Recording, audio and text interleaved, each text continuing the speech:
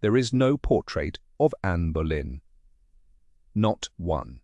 Not a single painting that any serious scholar will stand behind as a likeness made from life. The image in your head at this moment, the dark eyes, the French hood, the gold letter B hanging at the throat, was painted roughly 50 years after she died by somebody who had never seen her, copying an original that no longer exists.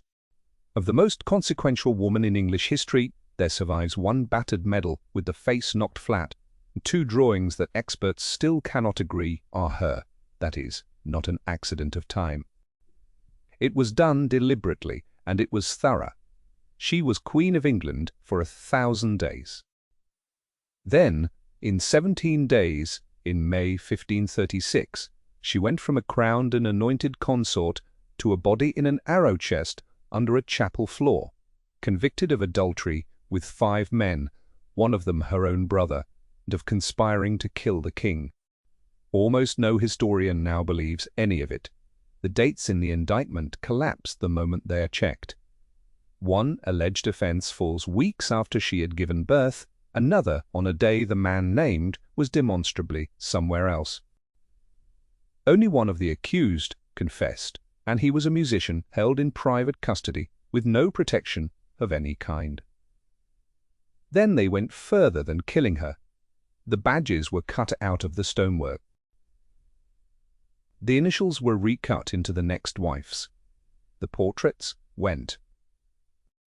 And 49 years later, a Catholic exile, writing in Germany, supplied the 6th finger, the growth on her throat, the monstrous child. Inventions that have outlived every true thing about her. She was no saint. She was ambitious, sharp-tongued, religiously radical, and she made real enemies by real means. She played a lethal game at the highest table in Europe, and she lost. Then they took her face. Nobody wrote down where she was born. Nobody wrote down when. It was almost certainly one of 2 houses, Blickling in Norfolk, where her father held property in the first years of the century, or Hever in Kent, the moated manor the family had bought with London money and would keep for the rest of their lives. Both have been claimed. Neither can be proved, and the year is worse than the house, because the year is not a gap in the record, but a live argument among historians, and the 2 answers on the table are 6 years apart. One school puts her birth at about 1501. It rests on a letter she wrote to her father from the Low Countries.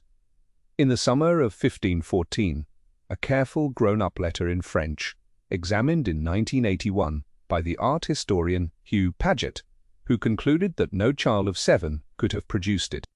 It rests, too, on an Elizabethan statement that she came home from France at about 20. And she came home in January 1522. The other school puts her birth at about 1507, and it has a witness of its own. A woman who moved in the family's circle recalled that Anne had not yet turned 29 when she died. So she was 35 on the scaffold, or she was 28. The historians who have looked hardest at it disagree, and this film will not pretend to settle what they could not. It is the first thing missing from her life. It is nowhere near the last. What is documented, and documented well, is the family, because the Boleyns were the kind of people who kept their paperwork. 3 generations earlier, they had been in trade. Her great-grandfather Geoffrey Boleyn was a mercer of the City of London, a dealer in fine cloth who bought land in Norfolk and Kent with the proceeds, and was elected Lord Mayor of London in 1457. All that in mind for the next 2 hours. The distance from a cloth warehouse on the Thames to the Crown of England was a distance nobody in that century was supposed to be able to travel, and this family travelled it in 3 lives. Her father did the last stretch. Thomas Boleyn was a courtier of a very modern type, not a soldier, not a magnate, but a linguist and a negotiator, the best French speaker at the court of Henry VIII, and one of the most useful men in the king's diplomatic service. He married upward, as his father and grandfather had, Elizabeth Howard, daughter of the 2nd Duke of Norfolk, which put ducal blood into a merchant's line. Of the children who survived infancy, there were 3. Mary, the eldest, George, the son, and Anne. One point of housekeeping, said once and then never again. England in the 16th century began its legal year on the 25th of March, so a contemporary would have dated some of the winters in this story differently from the way this film will. All dates here follow the modern convention, with the year beginning in January. In the spring of 1513, Thomas Boleyn used his connections to place his younger daughter abroad, and where he placed her matters more than almost anything else in her early life. She was sent to Mechelen, in what is now Belgium, into the household of Margaret of Austria, daughter of one emperor, aunt of another, twice widowed, and regent of the Netherlands. Margaret took to her at once, and wrote to Thomas Boleyn that she found the girl so bright and so pleasant for her age that she considered herself more obliged to him for sending the child than he could be to her for taking her. Around the court they called her La Petite Boleyn, and this is the part that is usually skipped. Mechelen was not a finishing school.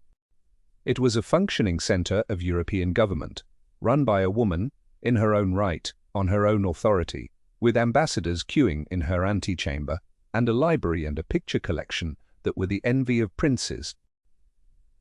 A girl of 11 or a girl of 5 walked into that building and spent her formative years watching a woman govern. No other Englishwoman of her generation had that education because there was nowhere in England to get it. She was there barely 18 months, and it marked her permanently. Over the doorways of that court ran the motto of the House of Burgundy: "Grumble who grumbles, long live Burgundy." Remember that motto. In about 17 years she will rewrite it, in French, the coats of her own servants, and half the diplomatic corps in London will understand precisely what she means by it. She did not stay. In the autumn of 1514, the English crown needed French-speaking attendants for a royal bride, and Anne was transferred to the train of Henry's sister, Mary Tudor, who was being married to Louis XII of France. It was a spectacular match. It lasted 11 weeks. Louis was dead by the 1st of January 1515, and his widow went home within months in something close to disgrace, having taken a second husband without asking anybody's permission. Anne stayed. She was taken into the household of the new Queen, Claude of France, and she remained in French service for close to 7 years. Those 7 years made her a. He came out of them, speaking French as a native, and writing it better than she wrote English, steeped in the manners, the music, the dress, and the sharp conversational style of the most sophisticated court in Europe.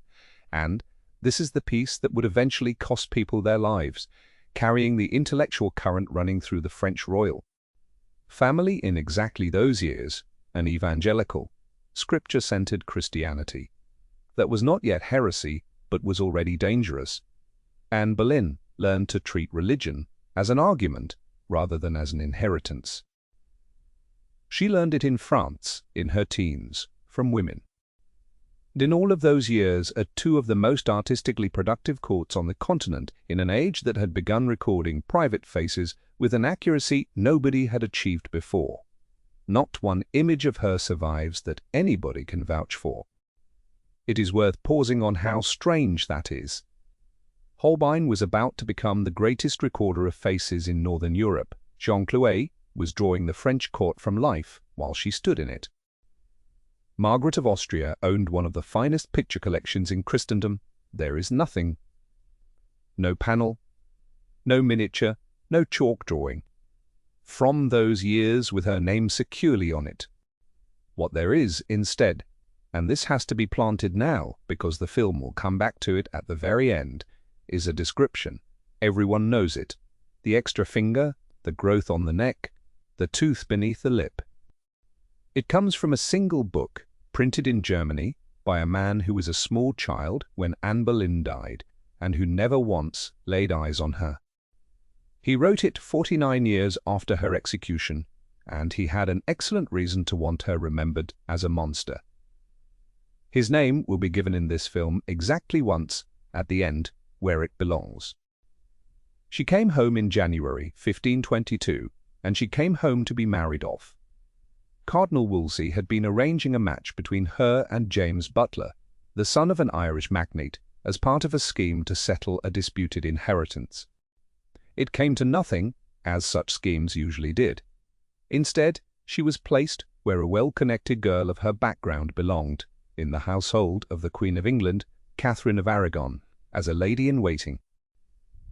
On the 4th of March 1522, at Wolsey's own house on the Thames, the court staged an entertainment. A green castle had been built in the hall, defended by 8 ladies with allegorical names, and attacked by 8 masked gentlemen who threw dates and oranges at the walls until it fell. One of the attackers was the king. The lady holding the castle under the name of Perseverance was Anne Boleyn.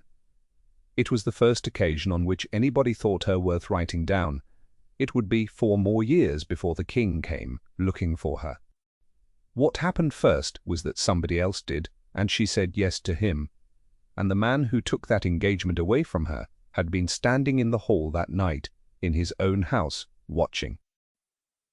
She came out of that pageant into an ordinary appointment.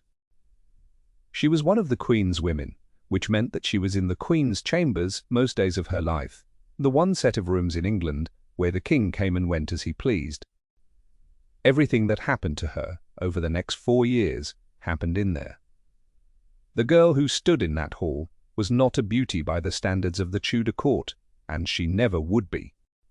Anyone crossing the Queen's chambers in the spring of 1522 might have looked past her entirely, the eye drawn instead to the fair, conventional loveliness the age admired, and to the heavy English fashions built to display it.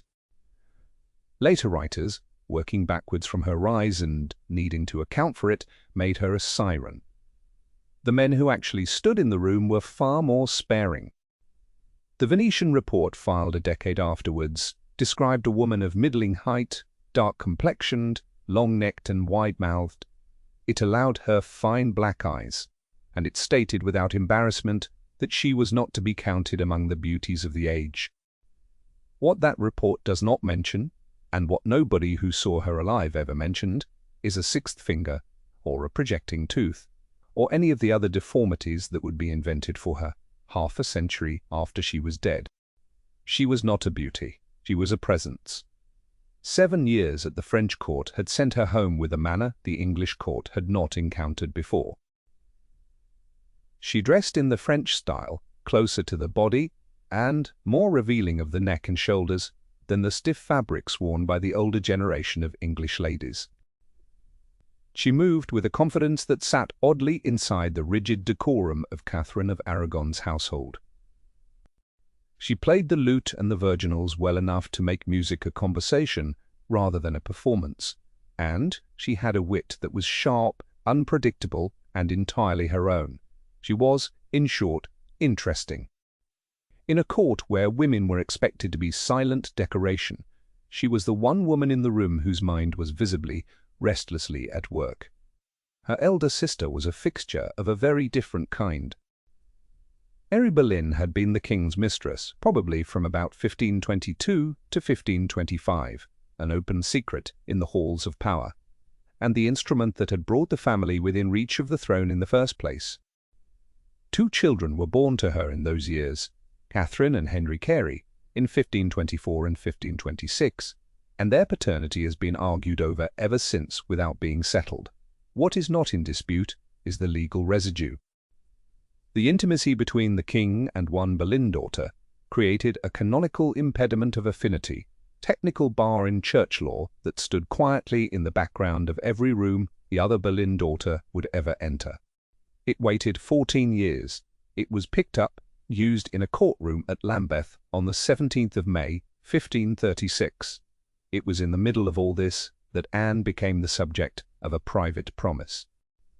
Henry Percy was heir to the 5th Earl of Northumberland, and a young man serving in the household of Cardinal Wolsey, the most powerful man in England, and the architect of the king's policy. He was in and out of the Queen's chambers constantly. On the only account that exists, he and Anne bound themselves to one another by a promise of marriage in the early months of 1523. They were young, they were inside the innermost circle of the court. They appear to have believed that what they wanted between themselves could decide their own future. That account has to be handled at arm's length, and it is better to say so plainly than to soften it. It comes from George Cavendish, Wolsey's own gentleman usher, writing around 1554 and 1558, 30 years after the event, for a dead master whose reputation he had set out to repair. No corroborating document from 1523 survives. It is a single source. It is also all there is. Wolsey, hearing of the engagement, did not merely disapprove. He intervened with the cold, absolute authority of a man who managed the king's government, summoning Percy and delivering a public dressing-down in front of the household for having engaged himself without leave of his father or his king. And he sent for the Earl of Northumberland to come south and bring his son to heel. The outcome was swift. Percy was married off to Mary Talbot, a daughter of the Earl of Shrewsbury, in a union that would prove as miserable. It was mismatched. By January 1524, the prospect of a Boleyn-Percy match had been dismantled entirely. Cavendish, who was inside the building while these dramas unfolded, recorded that Anne never forgave the cardinal for the interference, and that she did not trouble to hide it. 30-year-old testimony from a partisan servant is not proof of a grudge. It is, however, the earliest suggestion in the record that she was a woman who kept accounts. Whether Wolsey acted out of a genuine regard for protocol or under the silent pressure of a king who had already noticed her, the record does not show. Both readings survive the evidence, which is another way of saying that the evidence settles nothing. What can be said is this: Percy was an entirely suitable match by rank, and the grounds Wolsey gave were the ordinary grounds. An heir does not engage himself without permission. And within 3 years the King of England wanted her for himself, and Cavendish, who was in the building, believed the two facts were connected. Percy's part in the story did not end in 1524, and the rest of it is usually left out. In 1532, he was required to swear before the archbishops that there had never been any pre-contract between himself and Anne Boleyn, and he swore it. He was asked again in May 1536, when such a pre-contract would have been worth a great deal to the men assembling a case against her. It would have voided her marriage to the king, and it might have saved her life, and he denied it a second time. He did not give them one. He then sat on the jury of peers that condemned her on the 15th of May, 1536, and had to be carried out of the hall. He died in June 1537, 13 months after the woman he had once promised to marry. One further name belongs to this period, and belongs in it briefly. Thomas Wyatt was a poet of a Kentish family, living 2 miles from Hever. He was at that court, his verses circulated, and readers ever since have gone looking for Anne inside them. The lines are the language of courtly artifice, rather than a diary, and they will not carry the weight that has been put on them. That he knew her is certain, that he moved in her world is documented, and that in May 1536 he too would be arrested is a fact that belongs further on. So she lost him, and she went home to Kent for a while, and when she came back to court, she came back with something she had not had before, which was a grievance against the most powerful man in England after the king. She was about 22, or he was about 16. She had been shown to Europe, brought home, promised to an earl's son, and unpromised by a cardinal, and she had learned in the space of a single winter exactly how much a Boleyn was worth when a Percy's father objected. What nobody in that hall understood, not Wolsey, not Northumberland, not Percy, and least of all the girl herself, was that the cardinal had just cleared the field. Because the King of England was 35 years old, he had been married for 17 years. He had one living legitimate child, and she was a daughter, and he had begun, quietly, in the privacy of his own conscience, to wonder whether God was punishing him. She had been shown to Europe, brought home, and set down on the shadowed edge of a royal household to serve the Queen of England as one attendant among many. The court was a claustrophobic machine of ambition and gossip, and Anne Boleyn understood its gears better than any girl of her years had a right to. She had learned early that in a place built on the king's moods, proximity was not the same thing as power. When the king's eye finally settled on her, in the middle of a decade that had already begun to sour, it did not arrive as a sudden, overwhelming coup. It arrived as a slow, deliberate erosion of the rules that had governed his life for nearly 20 years. The record of that courtship is one of the most haunting silences in the English archive. 17 letters written in Henry's own hand survive in the collection of the Vatican Library by a route nobody has ever satisfactorily explained. They are not dated, which has defeated every attempt to put them in order. They are not formal. They are the frantic, obsessive, and at times desperate scribblings of a man discovering that for the first time in his reign, his will was not the final word. He wrote of his impatience, of his sleepless nights, of his frustration at the distance that kept them apart.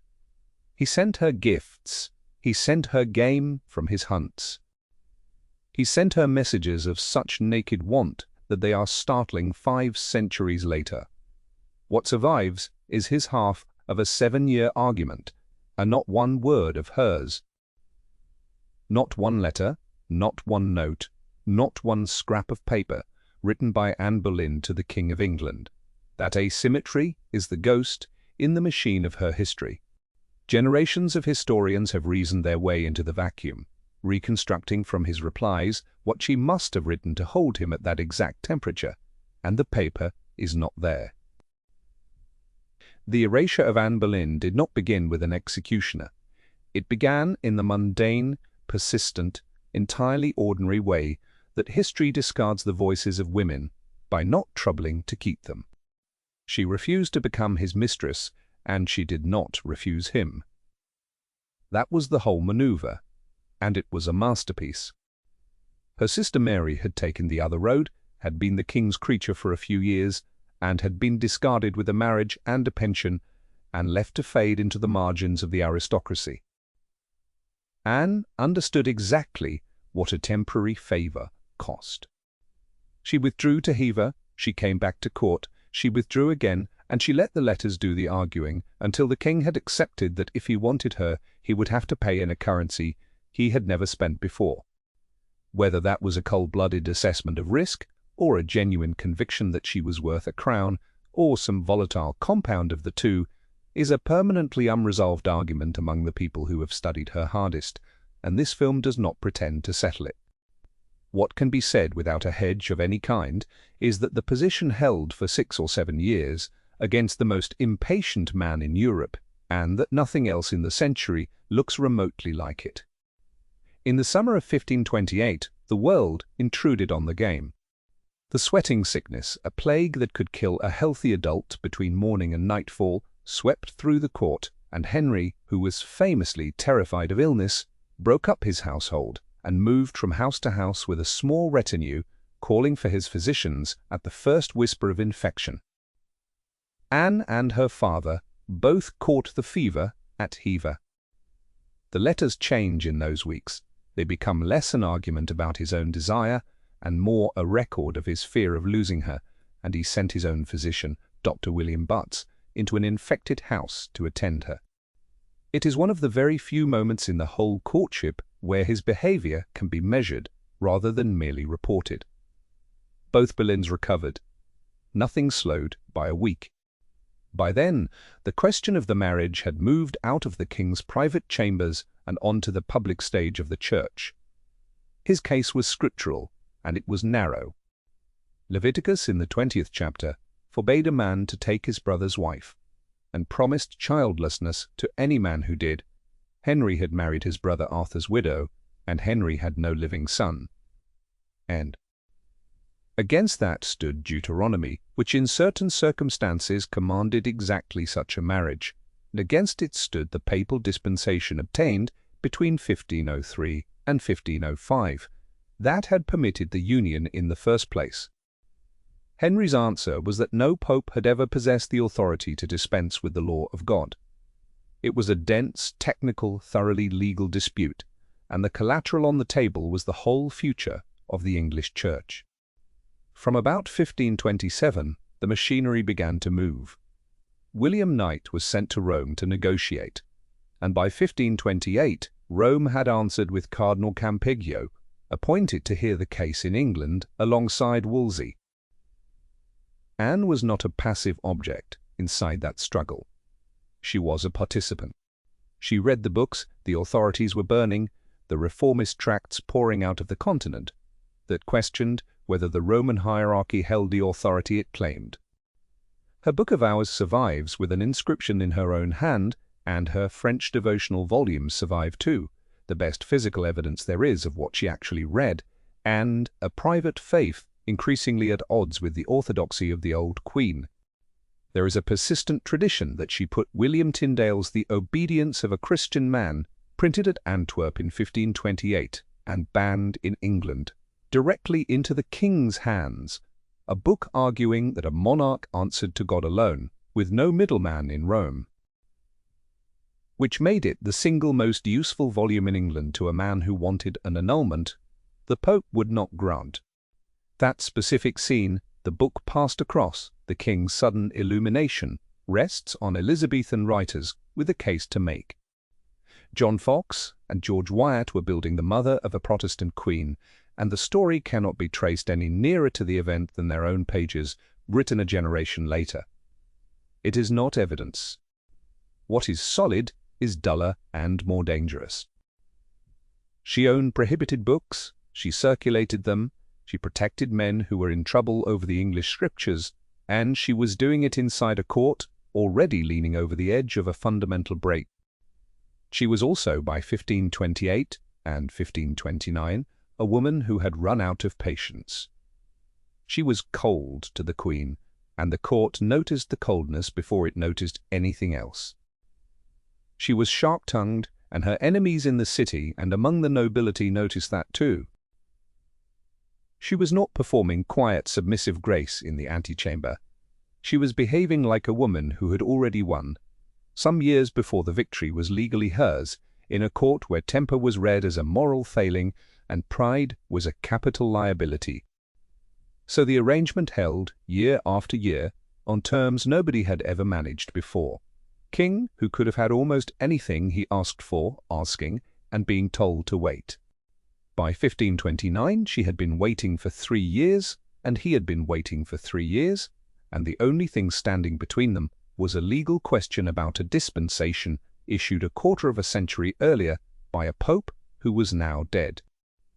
In May of that year, the question finally came to court in a hall at Blackfriars, in front of 2 cardinals, with the King of England summoned to answer and the Queen of England summoned to answer, and all of London outside, in the street.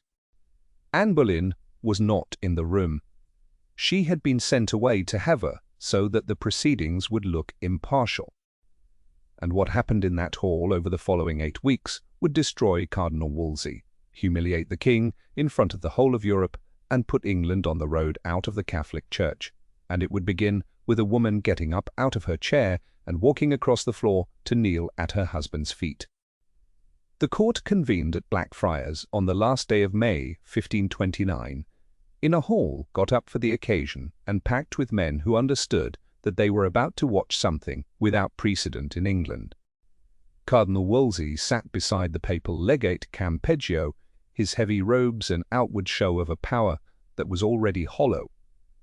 They were there to decide whether the King of England was married. Outside, the city held its breath. And in the private apartments of the palace, the woman who had brought the realm to this impasse waited for news that never seemed to come. Catherine of Aragon understood the stakes better than any man in the building. On the 18th of June, she appeared before the legates and lodged a formal protest against the court's authority. 3 days later, on the 21st, she made the move that silenced the room. She did not plead, and she did not argue law. She left her chair, crossed the floor of the hall, and knelt at the king's feet. What she said there comes down through the chronicles, Hall and Cavendish, writing afterwards in reported speech, and not from a transcript, and what they report is that she reminded him she had been a true wife to him for 20 years, that she had borne him children, and that she would not submit her cause to a tribunal composed of his own subjects. Then she rose, bowed to him, and walked out of the hall, and she refused to attend another session.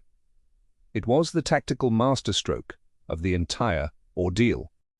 By leaving, she denied the legitimacy of the trial itself, and for all his power Henry could not force her back into a chair she had abandoned. The stalemate held for weeks. Then on the 23rd of July, Campeggio took the only route available to a man whose master in Rome was in no position to defy the emperor, Catherine's nephew. He adjourned the court to Rome for the summer vacation. He had no intention of reconvening it, and it never sat again. 2 years of work and an enormous quantity of the king's money had produced a proceeding that ended in nothing, in public, in front of everybody. Wolsey was the first casualty of the collapse. He had promised Henry a solution and delivered delay. On the 9th of October, he was charged with praemunire, the medieval offence of asserting a foreign jurisdiction on English soil, which for a man who had governed England as a papal legate was an accusation with no flaw to it, and 9 days later, on the 18th, he surrendered the Great Seal of England. Sir Thomas More took the chancellorship in his place that same month. Wolsey pleaded guilty, forfeited his property, and was stripped of everything but the Archbishopric of York, the one diocese he had held for years and never visited. He went north. In November 1530, he was arrested on a charge of treason, and began the slow journey south, and he died at Leicester Abbey on the 29th of November, before his escort could bring him to the Tower. Anne Boleyn had wanted him destroyed and had worked for it, and the film says so rather than tidying it away. It also says that she did not do it and could not have done it alone.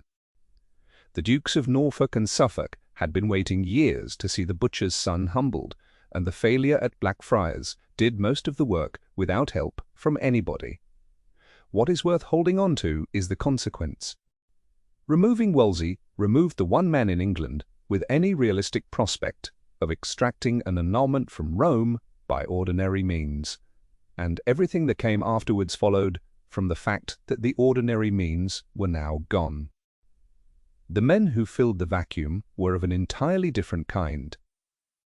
Thomas Cromwell came into the king's service around 1530, a lawyer of no birth, with the most orderly mind in England, and by 1532 he was the dominant figure in the government. He did not argue with institutions. He drafted statutes, moved them through Parliament, and left the result on the books. And the method matters more than the manner, because everything Cromwell did afterwards he did by statute. Beside him stood Thomas Cranmer, a Cambridge academic who had come into the king's service on the annulment question in 1529 and who had been in the Boleyn interest from the start, and whose contribution was to propose that instead of petitioning one pope, the king should canvass the universities of Europe for opinions on the Levitical question. It turned a lawsuit into a research program, and a research program could be won, as the legal war ground on the Boleyn family rose with it. On the 8th of December 1529, Thomas Boleyn was created Earl of Wiltshire and Ormond, and his son George took the courtesy title of Viscount Rochford. Anne took precedence at court over duchesses. 3 generations after a cloth warehouse on the Thames, the family stood in the second rank of the English peerage, and every peer in the kingdom could count as well as she could. They were also, by that same arithmetic, the most exposed people in England. The years that followed were an exercise in bureaucratic attrition. The universities were polled. In 1531, the clergy were compelled to acknowledge the king as supreme head of the Church of England, with a qualifying clause as far as the law of Christ allows, which the men who inserted it believed had saved everything, and which, in the event, saved nothing at all. In 1532 came the Act in Restraint of Annats, cutting off a revenue stream to Rome, and the submission of the clergy, which surrendered the Church's power to legislate for itself. On the 16th of May, 1532, Sir Thomas More resigned the chancellorship and went home to Chelsea rather than put his name to any more of it, and the domestic life of the palace became a theatre of managed absence. In July 1531, Henry left Catherine at Windsor and rode away. He never saw her again. The point of these years is not the statutes, it is the duration. Anne had been waiting since 1526, and the wait was now in its 5th year.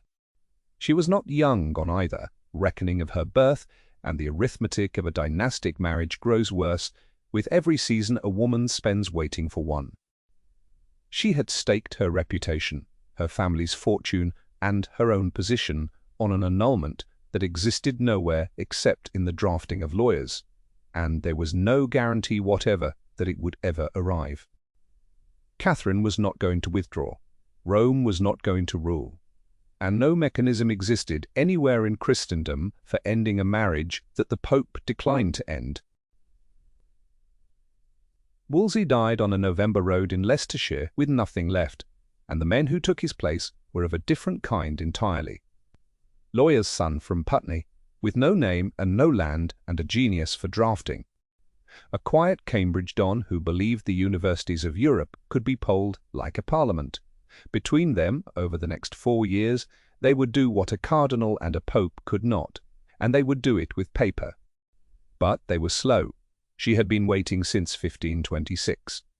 And by the autumn of 1532, Anne Boleyn had made the decision that everything else in her life would rest on. She had held him off for 6 years. She stopped.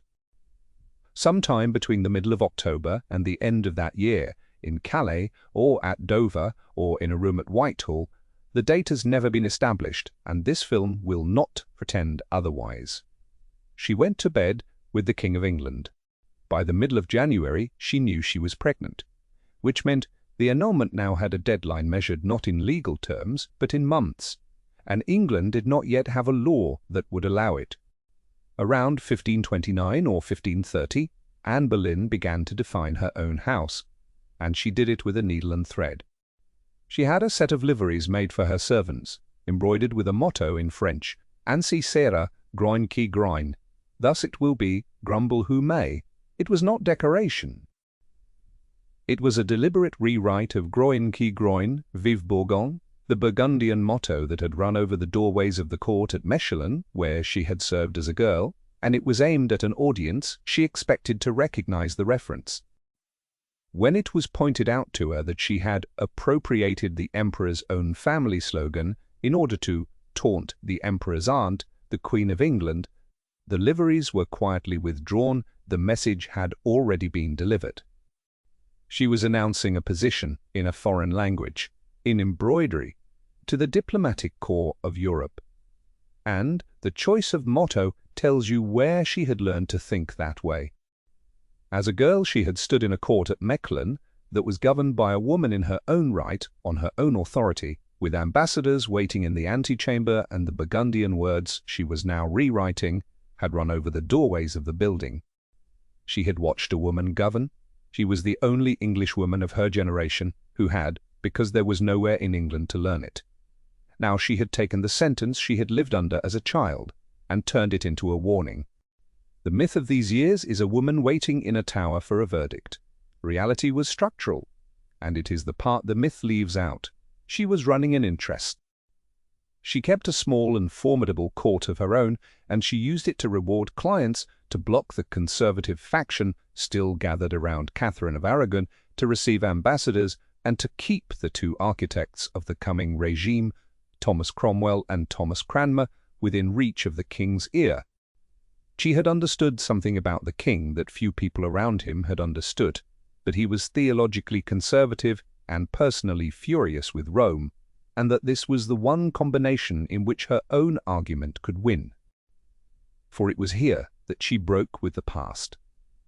Henry remained a traditionalist who heard 3 masses a day. Anne was reading the books the church had spent years trying to burn. She kept an English Bible open in her chambers, and she used her position to shelter men who argued that the authority of the Church belonged with the text of the Gospels rather than with the decrees of Rome. Between 1532 and 1536, 10 bishops were appointed to English sees, and 7 of them were reformers who were her clients or her connections, among them Cranmer, whom she steered toward Canterbury, and Hugh Latimer and Nicholas Shaxton, who became the voices of the new order. Her own chaplain was Matthew Parker, and it was Parker whom her daughter would make Archbishop of Canterbury in 1559, 23 years after Anne was dead.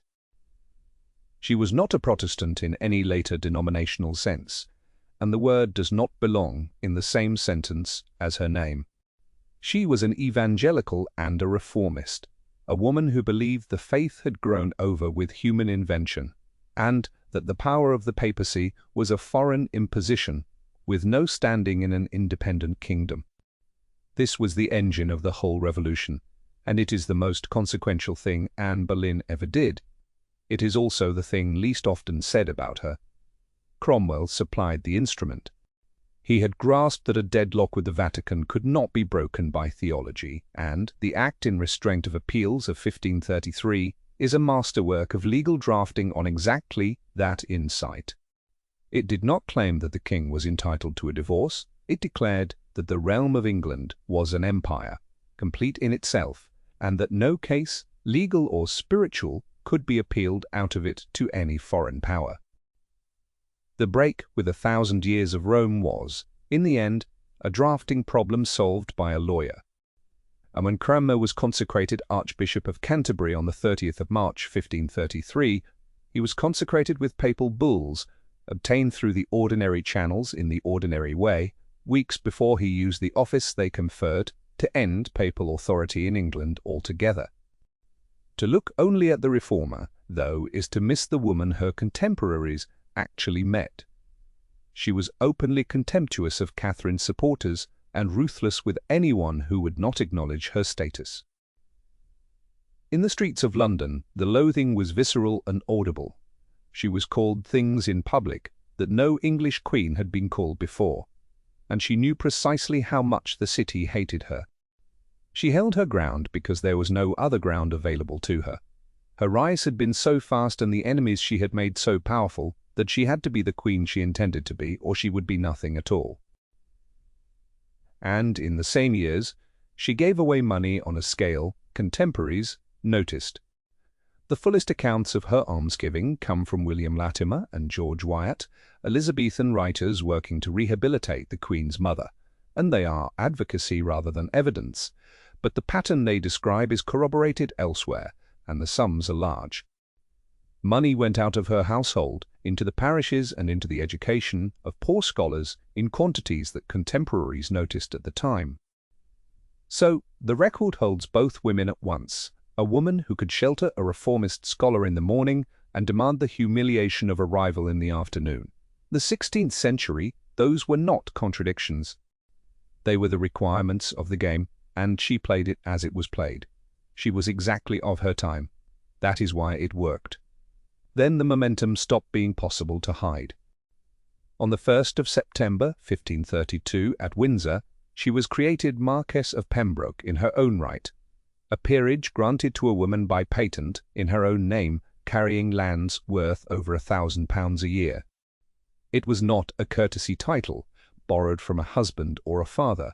She held it herself, and the income came to her, and it meant that if everything else collapsed, she would still be a peer of England, with an estate behind her.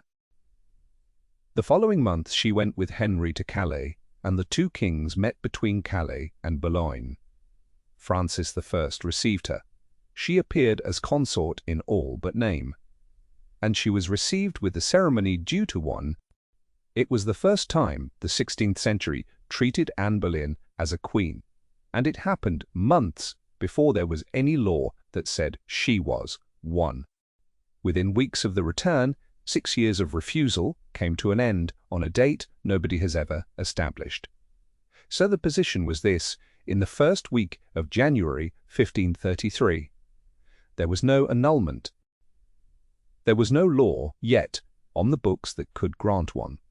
The Pope had forbidden Henry to remarry on pain of excommunication and had said so in writing.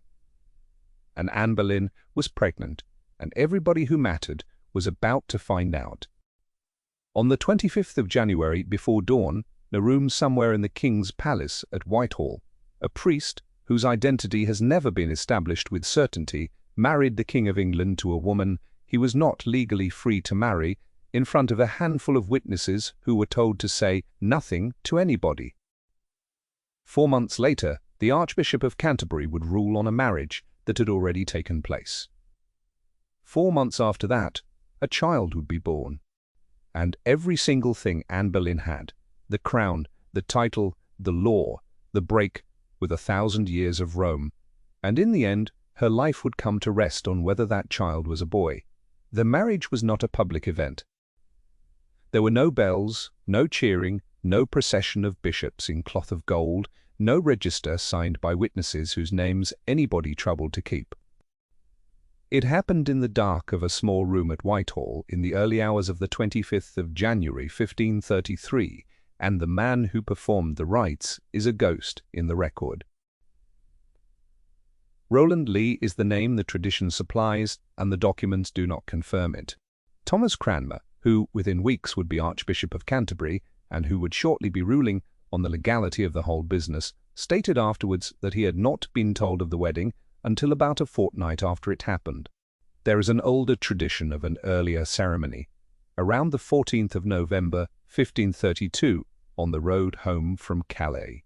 It has never been established either. The most consequential wedding in English history, and there is no certainty about who conducted it. That is worth sitting with for a moment, because it is the same absence that runs through everything else about her. The record around this woman is full of holes, and they are not all accidents of time. The handful of people in that room were told to say nothing to anybody, and they appear to have obeyed. A register was signed that survives, no announcement was made, and nothing whatever was proclaimed. The King of England married the woman for whom he was about to break with 1,000 years of Rome, and the event left behind less documentation than a land transfer between two Kentish gentlemen. By the time the vows were exchanged, the legal architecture of the realm was already being rebuilt to accommodate the result, and the pregnancy was the engine driving the schedule. In the spring of 1533, Parliament passed the Act in Restraint of Appeals, the cold piece of legislative engineering that severed the last tie between the English courts and the authority of the Pope. With the barrier gone, the new Archbishop could act. On the 23rd of May, sitting at Dunstable Priory, Cranmer declared the King's marriage to Catherine of Aragon null and void from the beginning. On the 28th of May, he declared the union of Henry and Anne valid, binding, and beyond question. The order of operations is the story. Married in January, pregnant in January. Legal in May. The coronation was the next phase, and it was built to be seen. If the wedding had been a private act, performed in the dark, the coronation was a public assertion, staged over 4 days at enormous expense. On the 29th of May, Thames was turned into a corridor of state. 50 barges, the Lord Mayor, and the great livery companies of London, cannon firing from the bank, the whole procession moving downriver and then up from Greenwich to the Tower. On the 31st, she was carried through the city in a litter, under a canopy, past pageants and fountains that ran with wine, through streets hung with cloth and crowded to the walls. The city had spent an enormous sum on that display, and the record on how it was received is unambiguous. The cap stayed on the heads of the onlookers. The cheering was thin in the places where it should have been loudest. London was a city of merchants and lawyers who understood exactly what a break with Rome meant for trade and for stability, and who had just watched the king's wife, of more than 20 years, be set aside. They staged the pageants they had been commissioned to stage, then they stood and watched her go by in silence. Both of those things are in the record, and both belong in the account. On the 1st of June, 1533, she was crowned at Westminster Abbey by Cranmer, She was roughly 6 months pregnant. She was anointed with the holy oils, and the crown that was put on her head was not the lighter consort's crown, but St. Edward's crown, the sanctified object used for reigning monarchs. She was the last queen consort in English history to be crowned separately from her husband, and the whole afternoon was arranged to say something that no ceremony for a consort had ever quite been arranged to say before. The iconography was everywhere in those 4 days. Her badge was the crowned white falcon, holding a scepter, standing on a tree stump that had broken into roses, a bird of prey on dead wood, made to bloom. Her arms were flanked by a leopard. Her motto for the coronation year was La plus heureuse, rendered in English as the most happy, and it was carved into stone, woven into hangings, painted onto barges, and stitched into the liveries of her servants, alongside her initial entwined with the king's. Everything about it was designed to be permanent, which makes the next fact harder to account for, not easier. Those 4 days at the end of May, 1533, were the most public, most expensive, most heavily witnessed, and most carefully documented spectacle of her entire life. Thousands of people stood in the street and looked directly at her. Heralds recorded the order of the procession. The city recorded what it had spent, and chroniclers wrote the whole thing down. And, out of all of it, there is not one image of the woman at the center that anybody can vouch for. The picture that comes to mind are the words Anne Boleyn, the dark eyes, the French hood, the gold letter B hanging at the throat, is a copy of a copy, painted long after these events, by people working from something that no longer exists.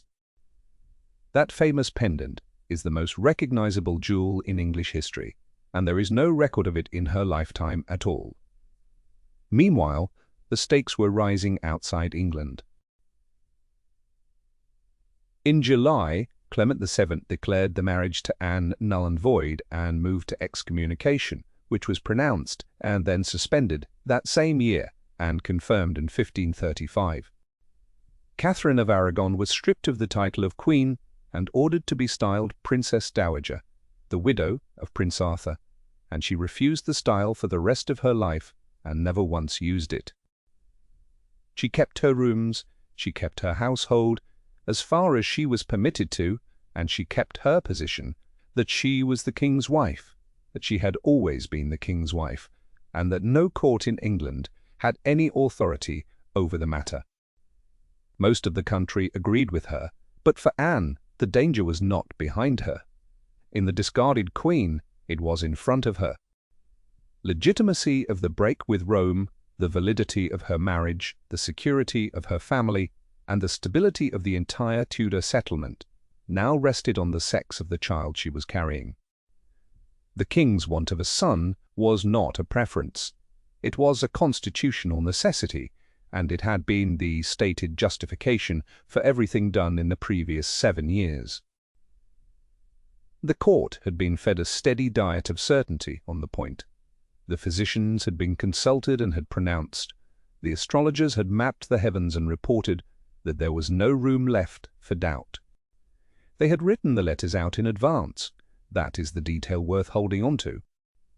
Somewhere in the King's Secretariat, in the last week of August 1533, there was a stack of prepared announcements addressed to the courts of Europe, informing them of the safe delivery of a prince, the word already inked in, a space left for the hour and the name.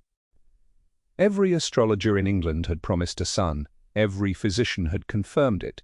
The king had ordered a tournament to celebrate it, and had begun in private to discuss what the boy would be called. On the 7th of September, 1533, in the afternoon, in the chamber at Greenwich, Anne Boleyn was delivered of a healthy child. It was a girl.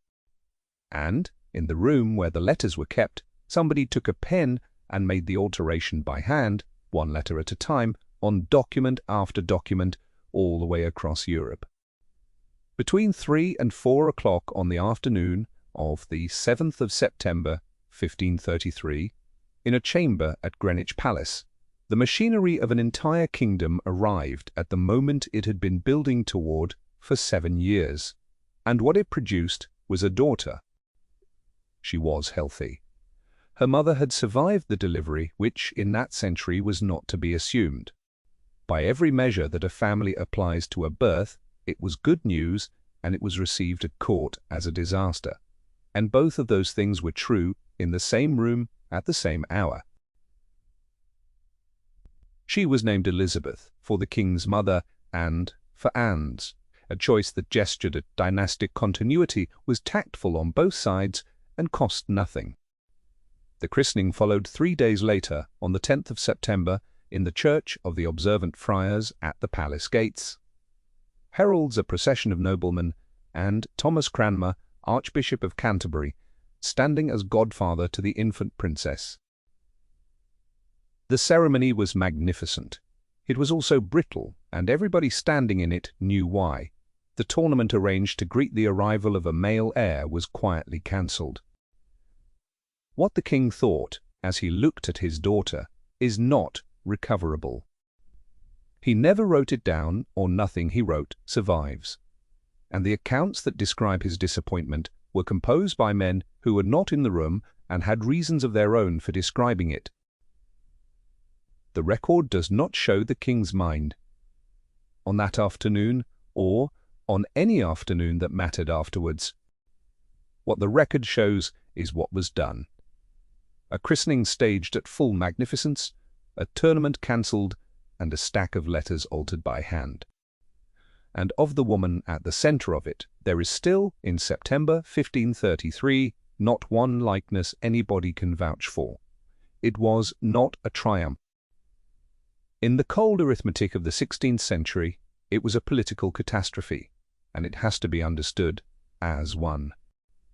The king had staked his reputation, his treasury, his standing with the papacy and the unity of his kingdom on the proposition that his union with Anne Boleyn would produce the son Catherine of Aragon had not given him. That was the argument, that was what the annulment had been for, and the break with Rome, and the statutes, and the oath that would shortly be put to every man of standing in England. To the crowds in London and the ambassadors in the galleries of Europe, the birth of a girl read as a verdict. The same God who had supposedly cursed the first marriage with the want of a son had now answered the second in precisely the same terms.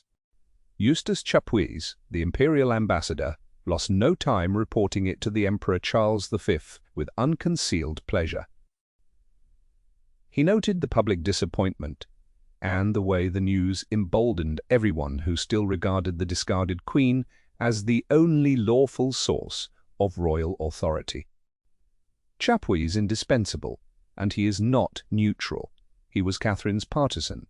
He referred to Anne in official dispatches as the concubine. He avoided speaking to her when he could, and he wrote up court gossip as intelligence. He also happened on this occasion to be describing something real. Every month that passed without a son made Anne's position more provisional. She had broken the world to become Queen of England, and the world was now waiting to see her justify the damage. The Crown's response to the setback was not to retreat, it was to accelerate. If the birth was a crisis of legitimacy, then legitimacy would be manufactured by statute, and over the following year the legal foundations of the realm were rebuilt around the cradle.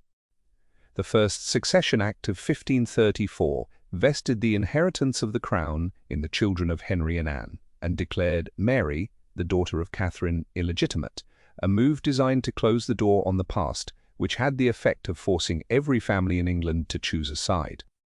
The Act of Supremacy, in November of the same year, made Henry supreme head of the Church of England, and cut the last tangled threads binding the English clergy to Rome.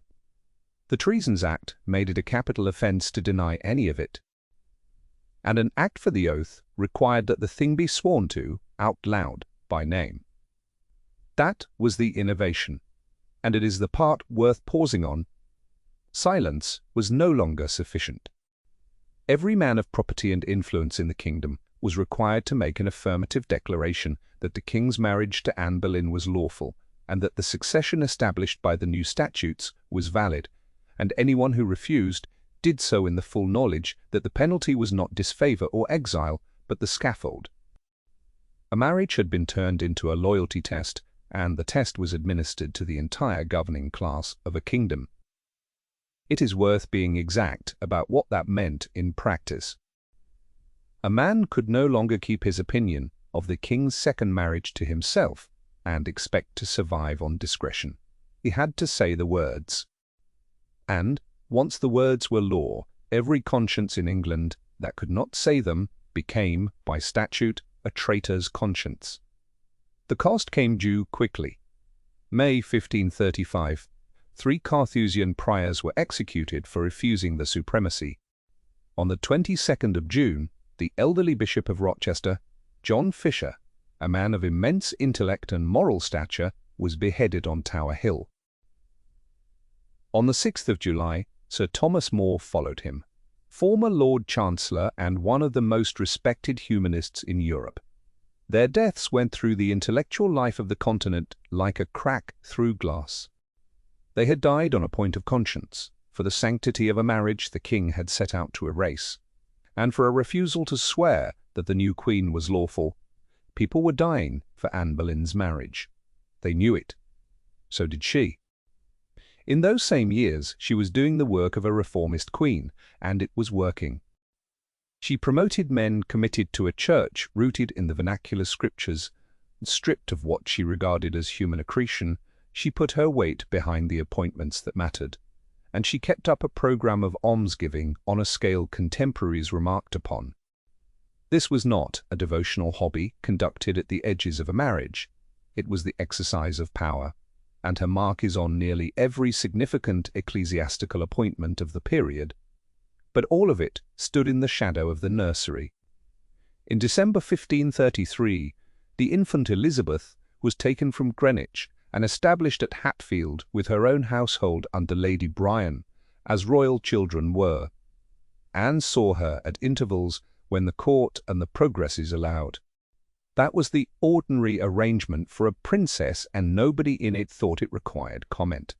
The child was 2 years and 8 months old when her mother died, and she would not remember her. So the law was rebuilt around a child in a cradle at Hatfield. The succession was rewritten to put her first. An oath was drafted so that every man of standing in England had to swear that her mother was the lawful queen, and a statute was passed making it treason to say otherwise, and in the summer of 1535, the 2 most respected men in the kingdom went to the block rather than swear it. Anne Boleyn was Queen of England, and the price of it was being paid in public by other people, and she cannot possibly have failed to know it. There was one thing that would have made all of it defensible, and she knew what it was, and so did Henry, and so did every ambassador writing home from London. She needed a son. And over the 29 months that followed the birth of her daughter, she conceived at least twice more, and each time, the thing that arrived in that chamber at Greenwich was a silence. The crown Anne Boleyn wore for 1,000 days was a weight she had spent 7 years fighting to claim, and she carried it with a public intensity that left no room for the quiet dignity Catherine of Aragon had made her own. Anne did not withdraw. She campaigned. Her household was a sprawling, expensive, intensely political establishment of some 200 people, and she steered it with the precision of a woman who understood that her position rested on shifting ground. To her supporters, she was a model of reformist piety. They recorded a queen who sought out the ablest preachers, who read the scriptures in her own chambers when it was still dangerous to own them, and who distributed alms with a system and a scale that were for the period close to unprecedented. Those accounts come from William Latimer and George Wyatt, writing decades afterwards under the daughter, and they are hagiography, the mirror image of what her enemies were doing on the other side, written to scrub the blood off her memory. Nothing in them can be taken at face value, but the pattern they describe is not a fiction. She was a major patron of the New Learning and of the 10 bishops raised to English sees between 1532 and 1536. 7 were reformers who owed their advancement to her. She was not a passive consort. She was a political operator, and she used her proximity to the king to move a kingdom. She was also a polarizing force. Second half of that sentence is the more important one. In 1536, the English public never accepted her. The taverns of London and the markets of the shires carried a vitriol that was constant, audible, and dangerous. And to a great many ordinary people, she was not the queen at all, but the woman for whom a lawful, pious, and dignified princess had been thrown out, a knight's daughter in a crown. This was not the grumbling of the ignorant. It was a structural rejection of the marriage itself, and it reached high enough to be prosecuted. Seditious words against Anne came before the courts throughout her queenship, and the state papers are full of them. When Elizabeth Barton, the nun of Kent, began prophesying the king's death if he persisted in the new union, the crowds heard her as a voice of divine truth.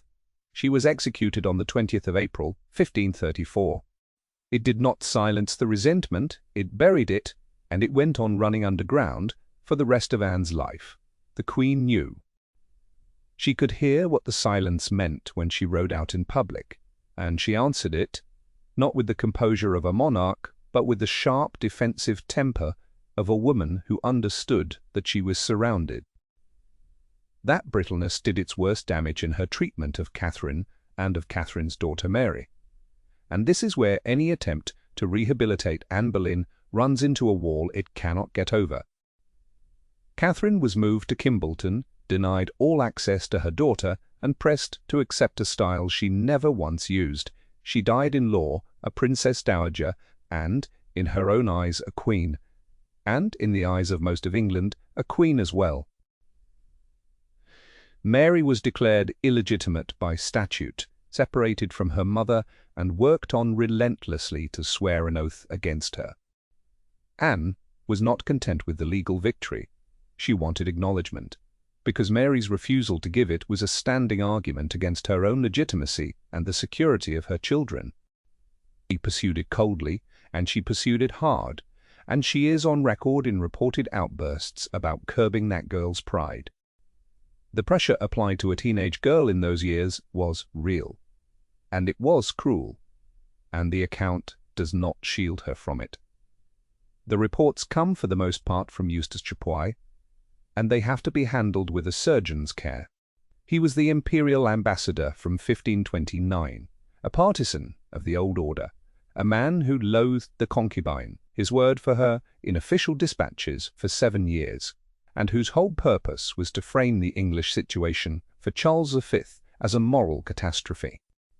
He wrote from rumour, from the leaks of disgruntled servants, and from an ambassador's desire to see the marriage fail, where he reports that Anne intended to have Catherine and Mary killed.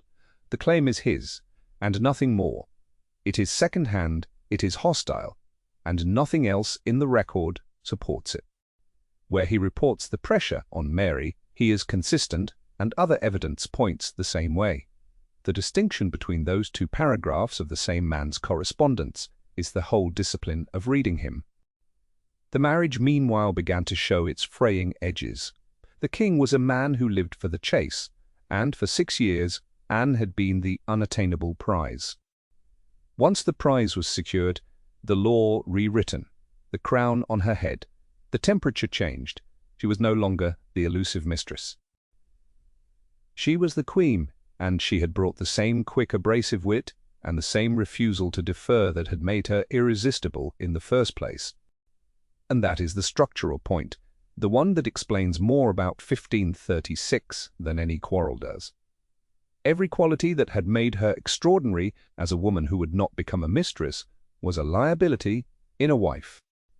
The edge, the argument, the refusal to be managed. Henry had crossed Europe for those things, and he had no use for any of them in a consort. It took about 18 months for that to become obvious to everybody at that court, including her. Where exactly the tide turned, historians have never been able to fix, and the reason is a source problem that has to be said out loud. The decline of that marriage is visible almost entirely through the eyes of foreign envoys, and above all, through Chapuis, who sat in the shadows of the court, passing every sour look and every missed dinner for evidence of an impending collapse. He was a man with a case to make, and he made it brilliantly. Modern work has shown how much of the standard story of Anne's deteriorating marriage traces back to that single hostile ambassador writing what he wanted to be true. Whether Henry had begun to despise her as early as 1534, or was merely cooling, distracted, and prone to the same moody disengagement that had marked the end of his life with Catherine, is a question the documents refuse to answer. What is not in doubt is the arena. That court was a place of lethal competition in which the ability to absorb humiliation without expression was the primary survival skill, and she had never possessed it. She made enemies faster than she made friends, and she made them among people whose neutrality would have been worth a great deal to her later. That hostility is the single most important fact about her position, because a queen the country has never accepted is a queen nobody will make trouble for. So by the autumn of 1535, she had been Queen of England for 2 years and 4 months, and the account stood roughly like this. She had put reformers on 7 bishops' thrones. She had given away more in alms than any consort in living memory. She had a daughter she saw at intervals, and a husband whose letters had stopped being love letters some time before. And she was in the streets of her own capital, the most unpopular woman in the country. That summer, the court went west on progress, through Wiltshire and Somerset and Hampshire, house to house, as English courts did, hunting, hawking, eating other men's provisions. In the first week of September, they stopped for a few days at a manor called Wolfhall, on the edge of Savernake Forest, the seat of a modest knightly family, with a great many children and no importance whatever. One of the daughters of that house was already at court, in the Queen's own service. She was quiet, plain by the standards of the room, conventional in religion, and about 27 years old. Nobody wrote anything down about her that week. Nobody had any reason to. The Boleyn marriage had always been a wager on the body of the Queen. It was not merely a matter of personal succession or of a king's pride. It was the constitutional proof of the new order. If the king's marriage to Anne was the will of God, as the Parliament of 1534 had declared, then God would seal that will with a son. And when the child born in September 1533 was a daughter, the catastrophe was contained only by the assumption. There was no reason yet to doubt that there would be a next attempt. The king was still riding at the tilt, and the whole apparatus of the realm had been rebuilt on the premise that heaven approved of them both. But as the months stretched into years and no living son arrived, the failure began to be read by the court, and perhaps by the king himself, something worse than misfortune. The same reasoning that had voided Catherine of Aragon's marriage was available to void this one. If God had denied Catherine a son because her marriage offended him, the argument could be turned against the woman who replaced her without altering a premise. That was the theology. Everybody at that court could do the arithmetic. The record of the pregnancies that followed Elizabeth is thin, and it will not carry the weight later writers have wanted to put on it. There was an episode in 1534 that ended without a living child, and its outcome is genuinely obscure. No reliable date, no sex, no scene, nothing the surviving papers can honestly supply. A further pregnancy is reported in 1535, and the evidence for that one is weaker still. The gaps are left here as gaps. The gaps are where the myth-makers would later go to work. What can be said about those years is not biological. It is political. In the 16th century, a queen's miscarriage was not a private grief. It was a public audit of her standing with the Almighty, conducted by ambassadors, by preachers, and by every nobleman the Boleyns had displaced. Every empty cradle was a crack in the foundation of the English Reformation. By the autumn of 1535, the cracks were being counted. Meanwhile, the character of the court had changed. The collaborative zeal of 1532, when Anne and Thomas Cromwell had wanted the same things and worked in effect as allies, had cooled into something colder.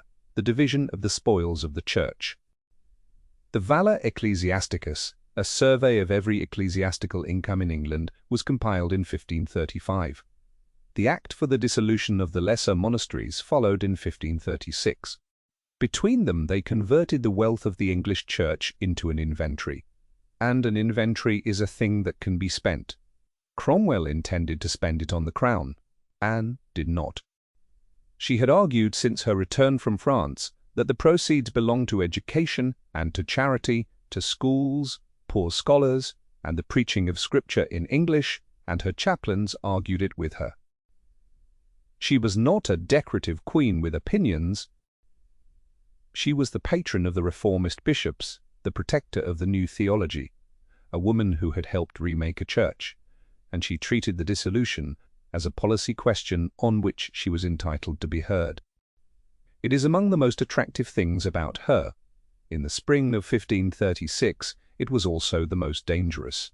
By April, the disagreement had become an open conflict, and Anne did what a queen with a pulpit at her disposal could do. On the 2nd of April, 1536, Passion Sunday, her almoner, John Skipp, preached before the king and the assembled court.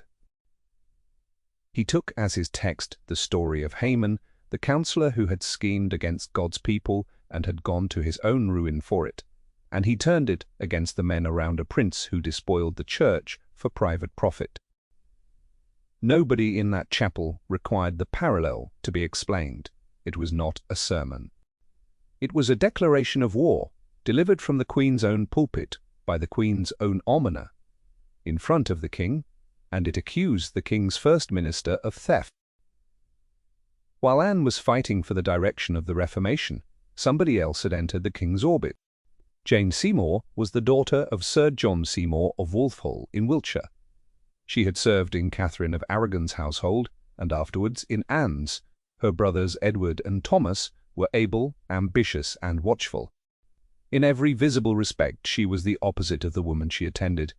Quiet, where Anne was quick, remarkable in argument, carefully absent from every controversy of the day.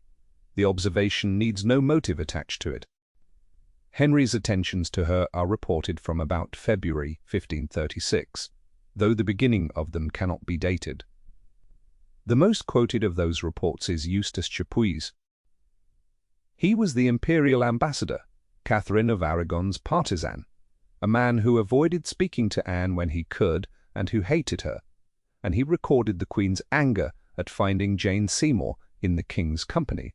That is his report, and not a transcript written by somebody who wanted it to be true. It is also the nearest thing to a witness that survives. What followed has been argued over for a century, and the honest answer is that it is not settled. Eric Ives held that Cromwell engineered the fall largely in self-defense once he understood that the Queen and her chaplains meant to have him. A first minister denounced from a royal pulpit had reason to move first. G.W. Bernard disputed that reading and placed the driving force in the king. No document connects Henry's interest in Jane Seymour to the machinery that would be assembled against his wife in May. No memorandum, no instruction, no letter.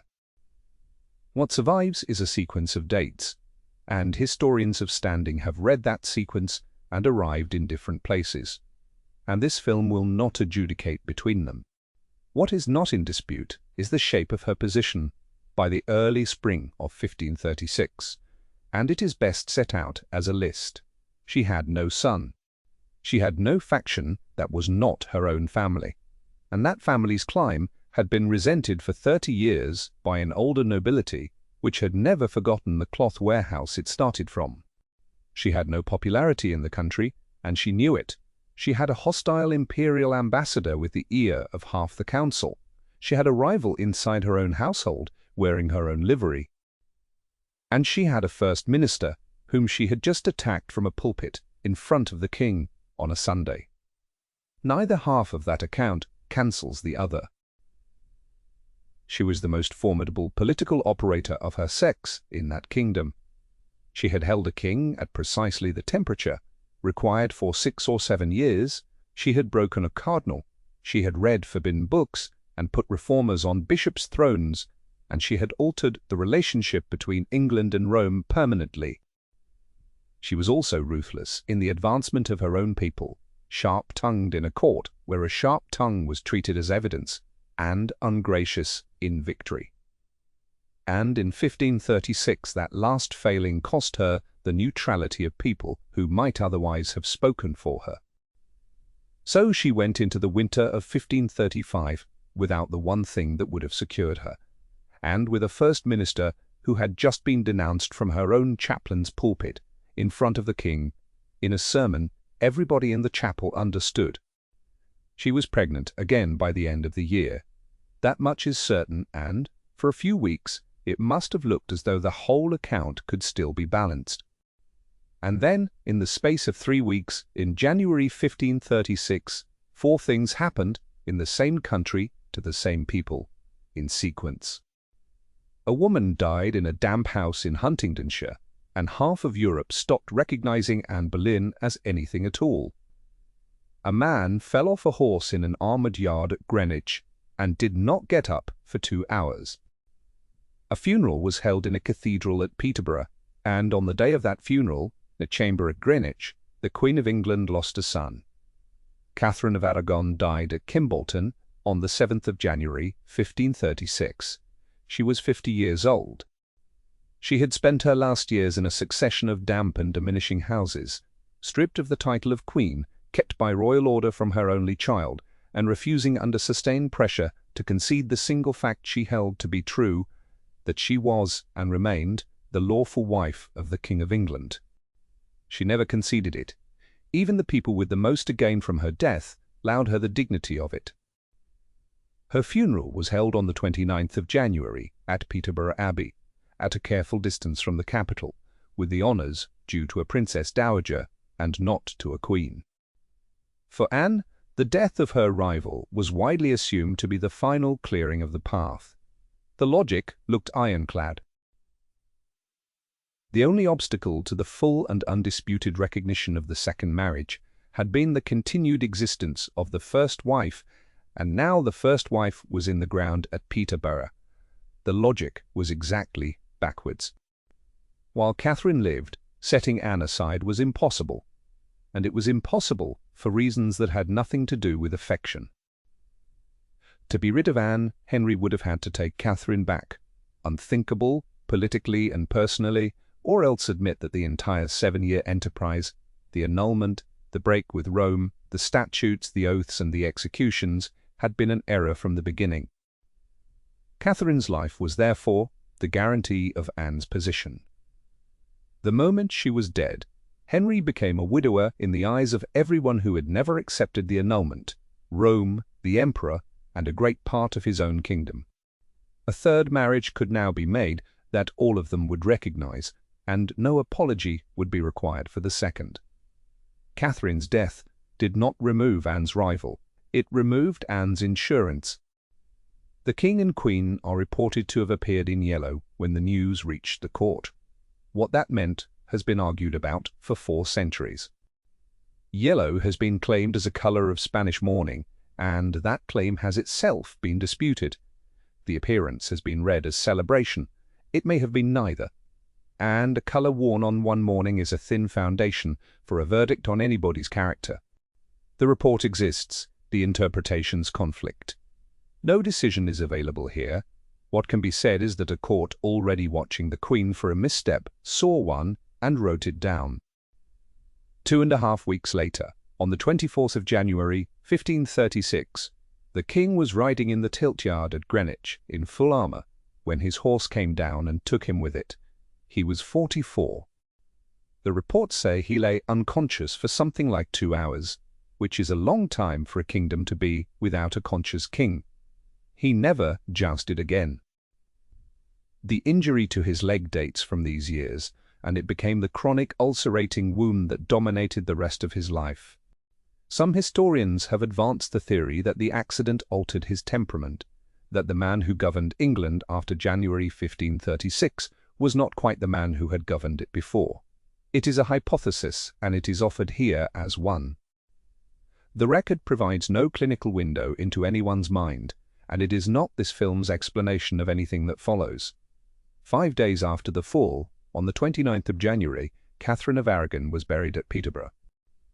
On the same day, at Greenwich, Anne Boleyn miscarried. The source is Eustace Chapuis, the imperial ambassador, writing to the Emperor Charles V on the 10th of February 1536. And the source matters as much as the fact. Chapuis was Catherine's partisan, he loathed Anne, he avoided her company for 7 years, and he wrote down what he was told. What he reported was a male child of about 3½ months. He reported, too, that the Queen had blamed the shock of the news of the King's fall brought to her by the Duke of Norfolk. That is his account, not hers. 2 funerals in the same 3 weeks. One in a cathedral, with heralds and hearsecloths, and the honours of a Princess Dowager.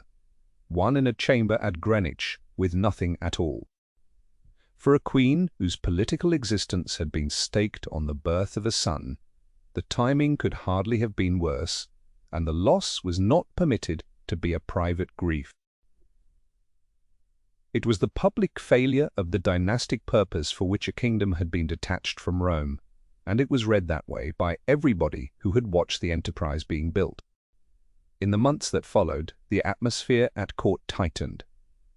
The king's attention, once fixed on Anne with a consuming and thoroughly documented intensity, moved with visible ease toward Jane Seymour.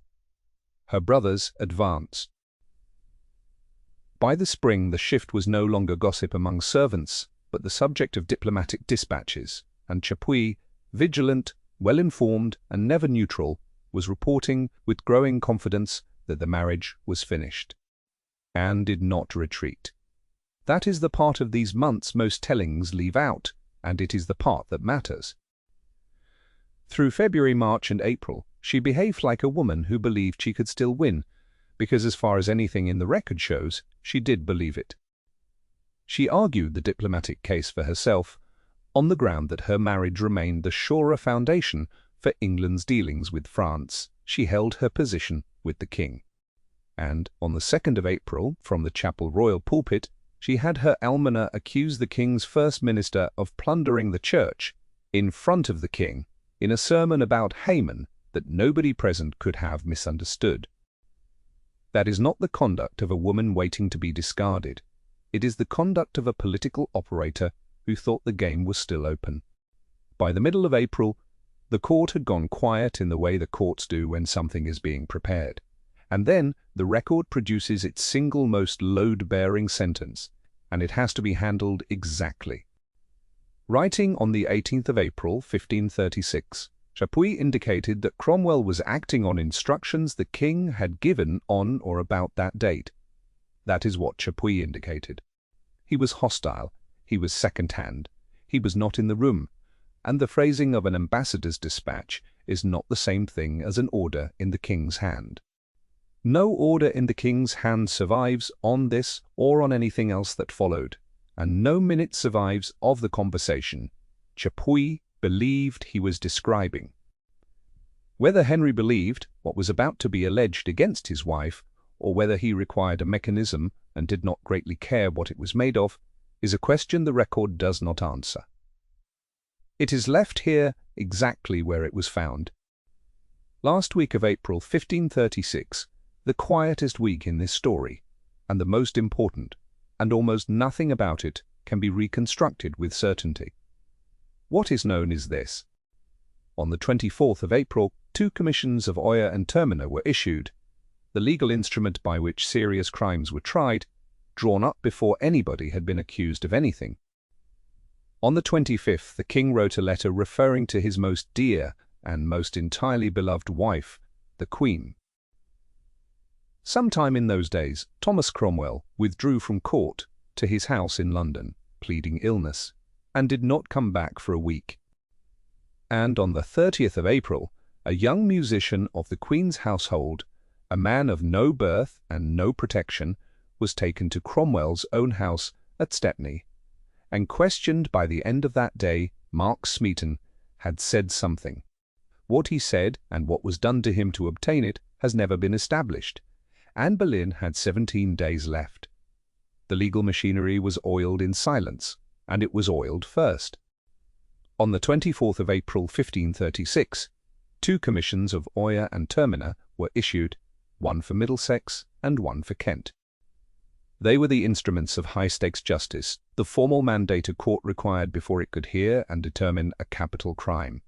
They were drawn, signed, and sealed before a single accusation had been made against anybody. Commissions of that kind were not in themselves unusual instruments. What is unusual is the order of events. The paperwork came first. The apparatus for a treason trial was standing ready 6 days before there was a case to put into it. The 30th of April. At his own house at Stepney, Thomas Cromwell had Mark Smeaton questioned. Smeaton was a musician of the Queen's household, a young man of no birth, who had risen by his talent into the intimacy of a court that would never regard him as its equal. What was done in that house is not known.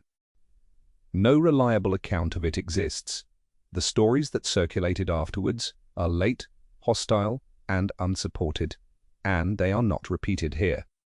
What can be stated is the structural fact, and it is the fact that matters.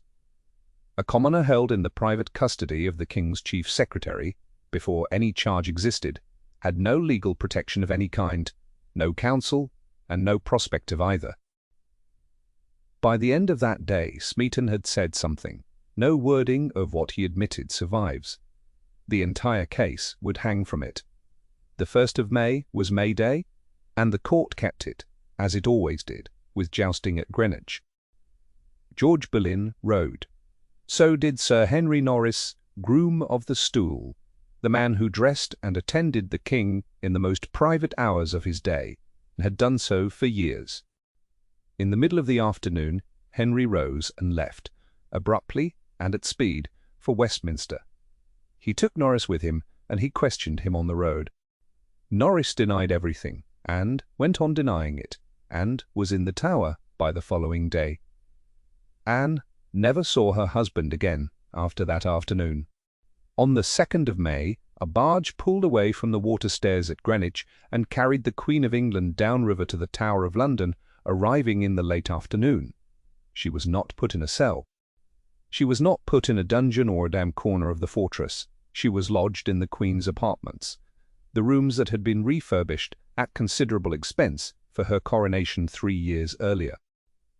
Her brother George Boleyn, Viscount Rochford, was arrested the same day.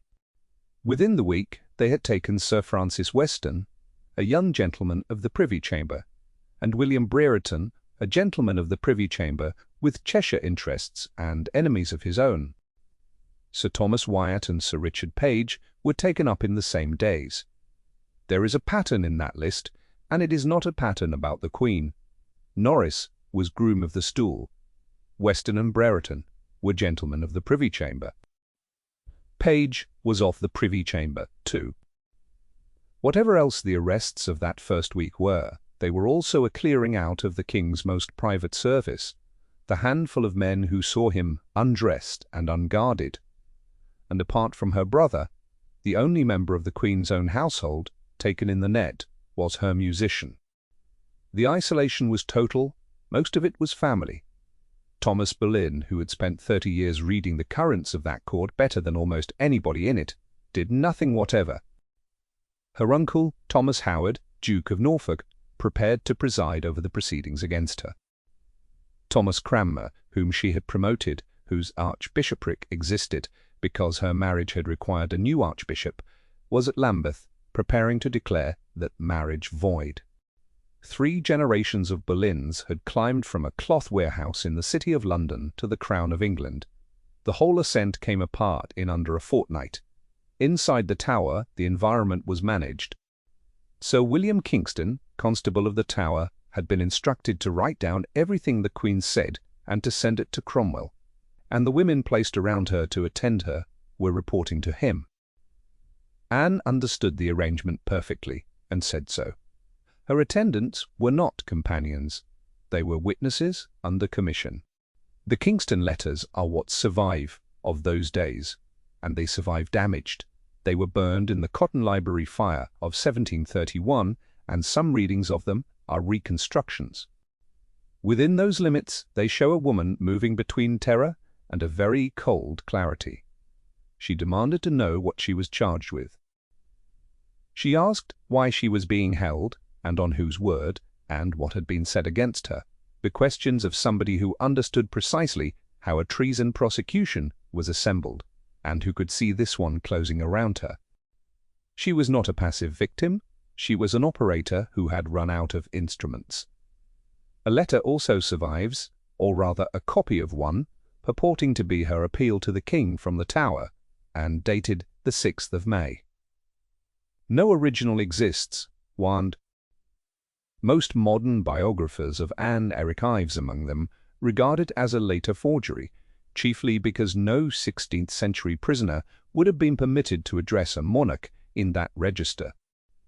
It is the most seductive document in the whole subject, and it is the reason a great many accounts of these days read like a tragedy with a script already written. It is not quoted here.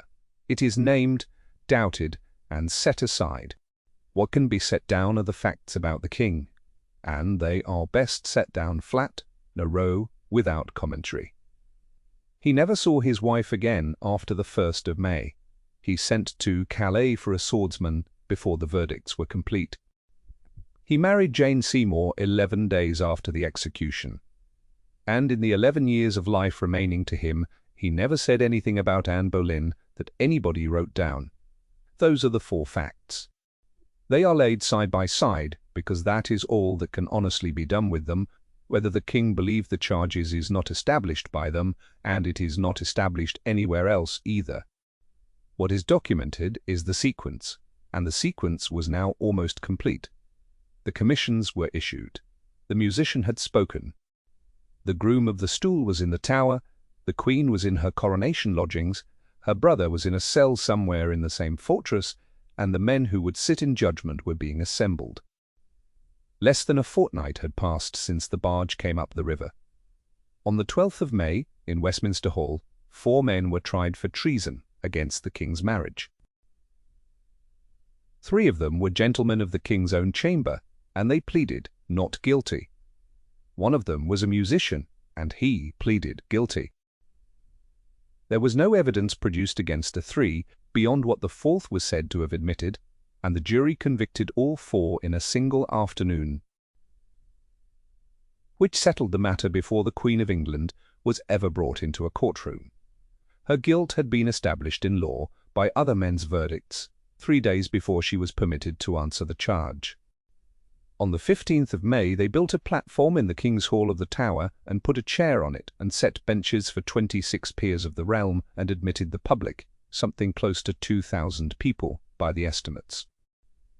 Her uncle sat above her with the white staff of the Lord High Steward in his hand. Her father was not there. And when the indictment was read out, it turned out that the Crown had committed the whole case to paper, every accusation with a date beside it and a place. Which was a mistake, because dates and places can be checked, and 400 years later they were. The trials were not built to be fair. They were built to be final. When the indictments were drawn, they were not simple lists of offences. They were constructed narratives of betrayal, shaped to satisfy the legal requirements of treason, and they were specific, which is the most important thing about them, and the thing that would eventually destroy them. The Crown alleged adultery with 5 men. It alleged that the Queen and those men had conspired together to bring about the king's death. And to those charges, the Crown added 1 more against her brother George, an allegation of incest that no historian now credits, and which reads, at a distance of 5 centuries less, like evidence than like a decision to make her impossible to defend, said. That is the only sentence this film will spend on it. The men named were 5, and they should be named here. Sir Henry Norris, groom of the stool, and one of the king's closest personal servants. Sir Francis Weston, a young gentleman of the Privy Chamber. William Brereton, a gentleman of the Privy Chamber with Cheshire interests and enemies of his own. Mark Smeaton, a court musician of low birth. And George Boleyn, Viscount Rochford, the Queen's brother, a diplomat and a translator of French devotional books for his sister. 5 men were going to die for this. Their names are the least that can be set down. The Crown's case does not survive contact with the calendar. The indictments, one for Middlesex, one for Kent, set out a date and a place for each alleged offence, which is what made them look formidable in 1536, and what makes them fatal now. Historian Eric Ives went through them date by date and found that roughly 3/4 of the alleged offences were provably impossible, because on the day named either Anne or the man named was demonstrably somewhere else in another county or another country and on the record as being there. And the earliest alleged offence is dated October 1533.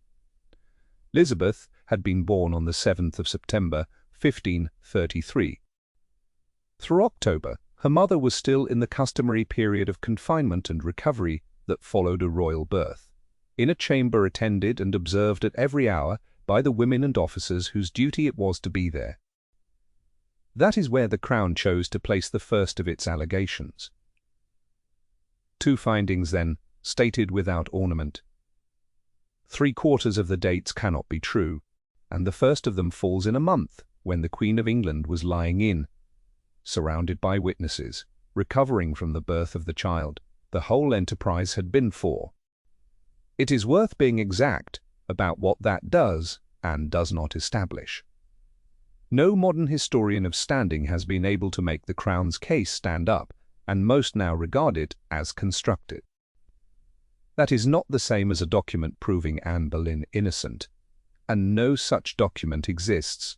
What exists is a prosecution that does not survive being read carefully. On the 12th of May, the 4 men, Norris, Weston, Brereton and Smeaton, were tried at Westminster Hall before a commission of Oyer and Terminer. Smeaton alone pleaded guilty.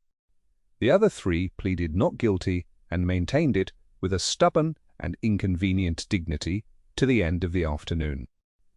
No evidence was produced against them beyond what Smeaton was said to have admitted, and no historian treats that admission as reliable, for a reason requiring no elaboration.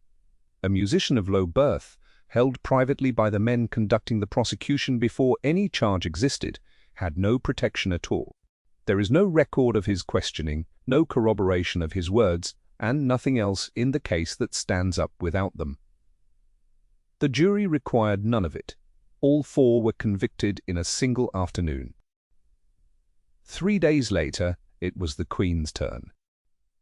On the 15th of May, a platform was built in the King's Hall of the Tower, and the public was admitted, something close to 2,000 people by the estimates. Officials and courtiers and Londoners packed in along the walls to watch a crowned queen answer a charge of treason. Her uncle Thomas Howard, Duke of Norfolk, presided as Lord High Steward, with his son, the Earl of Surrey, at his feet. 26 peers of the realm sat as her jury. One of them was Henry Percy, Earl of Northumberland, who 13 years earlier had been bound to her by a promise of marriage. He was taken ill during the proceedings and had to be carried out of the hall. Anne answered the charges herself. She had no counsel because a defendant on trial for treason in Tudor England was not permitted one. She answered anyway, point by point, date by date, in front of 2,000 people, and by every surviving account, including the hostile ones, she answered. It made no difference to anything.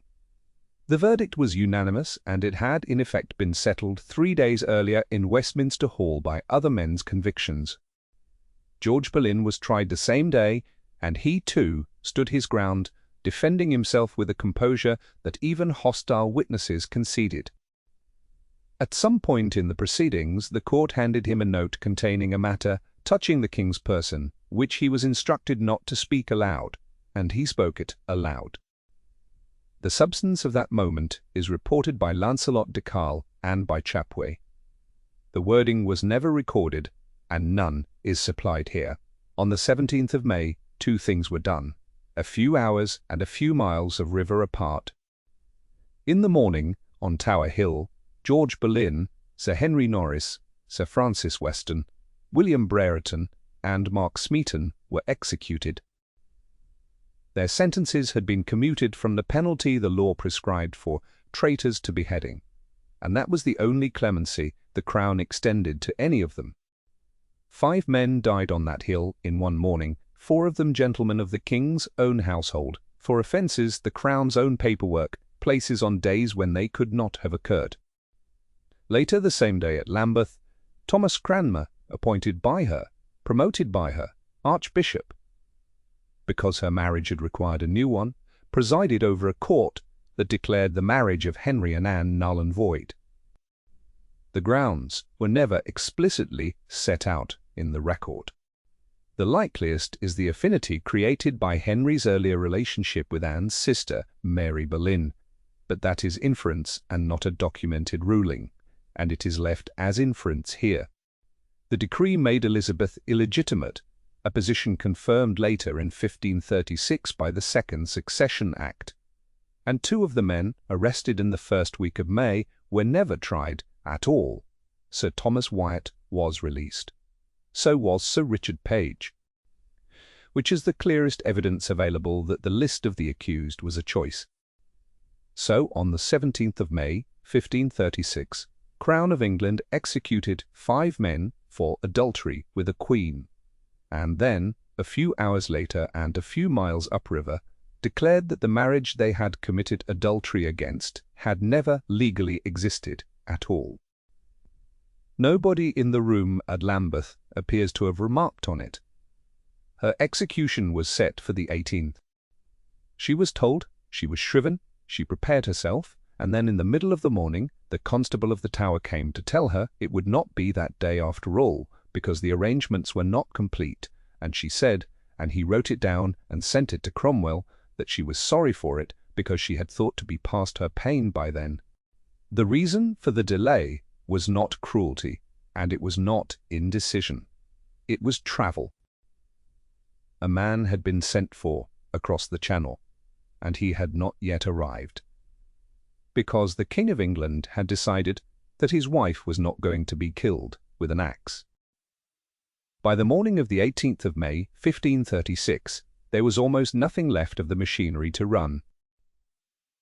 The 5 men, George Boleyn, Sir Henry Norris, Sir Francis Weston, William Brereton, and Mark Smeaton, had been dead since the previous morning, executed on Tower Hill. The Queen was still inside the walls, still in the apartments that had been prepared for her coronation, and her jailer was still writing down what she said. Sir William Kingston was not merely her keeper. He was Cromwell's ears in the Tower, under instruction to record everything, and the letters he sent to the King's secretary in those days are the nearest thing that survives to Anne Boleyn's own voice in her last week, which is to say, they are a jailer's reports to her prosecutor, and every line of them has to be read as what it is.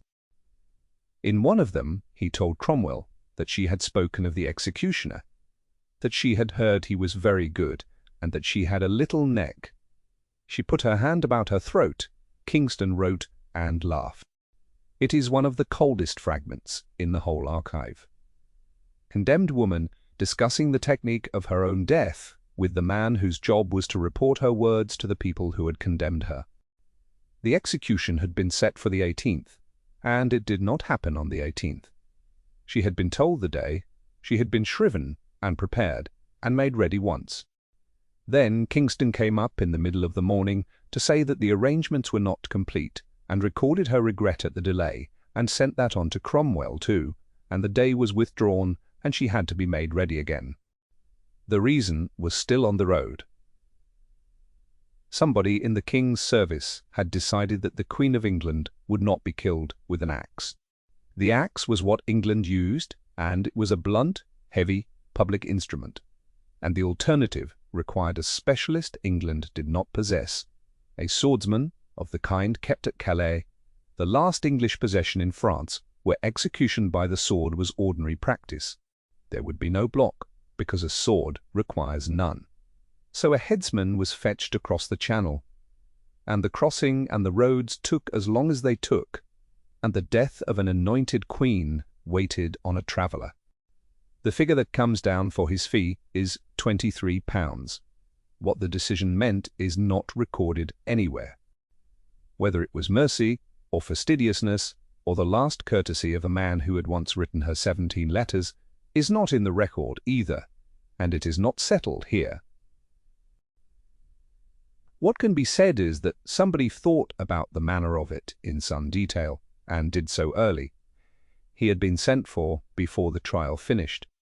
That is not an inference. The request went out while the verdicts were still incomplete, which means the arrangements for her death were being made while the proceedings that were supposed to justify it were still in progress. And he was never named. He was fetched, he was paid, and he went back across the channel, and no clerk thought it worth setting down what he was called or which garrison he came from. The man who killed the most famous woman in English history is a blank in the record. No name, no origin, nothing but a fee and a function. Even the executioner has no face. The erasure ran in both directions on that scaffold. The morning of the 19th of May, 1536. The scaffold stood inside the walls of the tower, not on the public ground of Tower Hill, where the 5 men had died.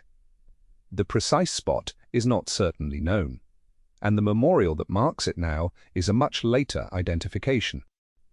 Foreigners were excluded from the enclosure, whatever the reason for that instruction. Its effect was that the death of the Queen of England was witnessed almost entirely by the King's own officers and the King's own city. Those admitted made a catalogue of the regime: Thomas Cromwell, Charles Brandon, Duke of Suffolk, Henry Fitzroy, Duke of Richmond, the King's illegitimate son, Thomas Audley, the Lord Chancellor, the Lord Mayor of London, and the aldermen, the crowd of Londoners. Cromwell's presence is worth a moment of its own. The man who had assembled the case stood in the enclosure and watched it finish.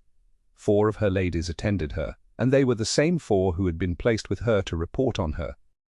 She wore a gown of dark damask, with an ermine mantle and a linen cap.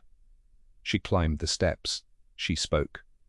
The words come down principally through Edward Hall, whose chronicle was printed in 1548, 12 years after the event. They are reported also by the herald Charles Wriothesley, writing at the time, by John Stow in his Annals of 1592, and by Lancelot de Carle, secretary to the French ambassador, in a French verse account dated the 2nd of June 1536, a fortnight afterwards, and the nearest thing to first-hand that exists. The versions differ from one another in wording and agree in substance. No single seamless speech survives, and none manufactured here. He said that she had come there to die, and that she was judged by the law, and by the law would die, and would say nothing against it. She said that she came to accuse no man. She prayed God to save the king, and to send him long to reign, for to her he had been a good and gentle sovereign lord, and she asked those present to pray for her. Centuries had been spent passing those sentences for defiance, or for submission, and the parsing misses what they were for. She said nothing against the sentence, and nothing in her own defense, and there was a reason a condemned Tudor did not. Her daughter's future and her family's survival rested entirely on the king's goodwill. The convention was understood by everyone standing on that scaffold, and a woman who used her last minutes to accuse the Crown of England would have been spending her child's inheritance to do it. The speech is not a confession. It is a protocol. And, one more thing about it, belongs to the whole of this story rather than to that morning. Those few sentences are the only substantial passage of Anne Boleyn's own words that anybody troubled to write down at all, and even they survive in 4 versions by 4 men that do not agree with one another. She knelt upright, as the French method required, and the blindfold was put on. Her last words commended her soul to Jesus Christ. It was done with a sword, in one stroke. There was no coffin, because nobody had ordered one. There was no grave dug, because nobody had thought about it.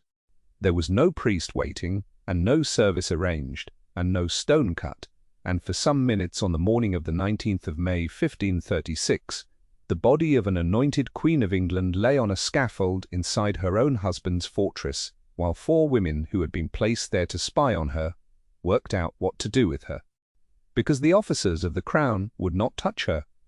What they found in the end, in the Tower Armoury, was an old chest that had been used for storing arrows.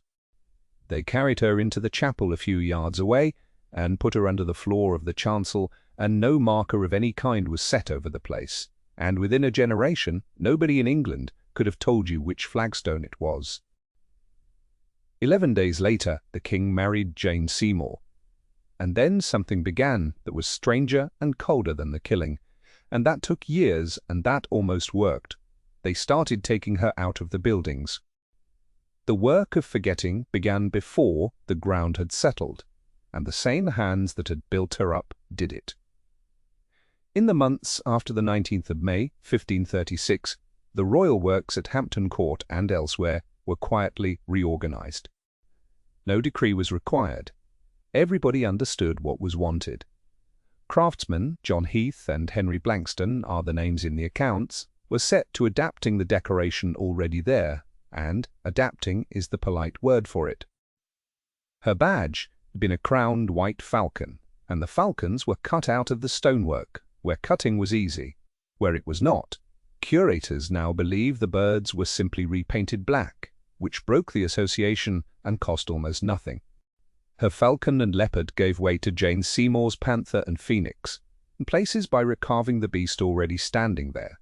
The entwined H and A was chiselled out or recut into Jane Seymour's initials. The programme was thorough.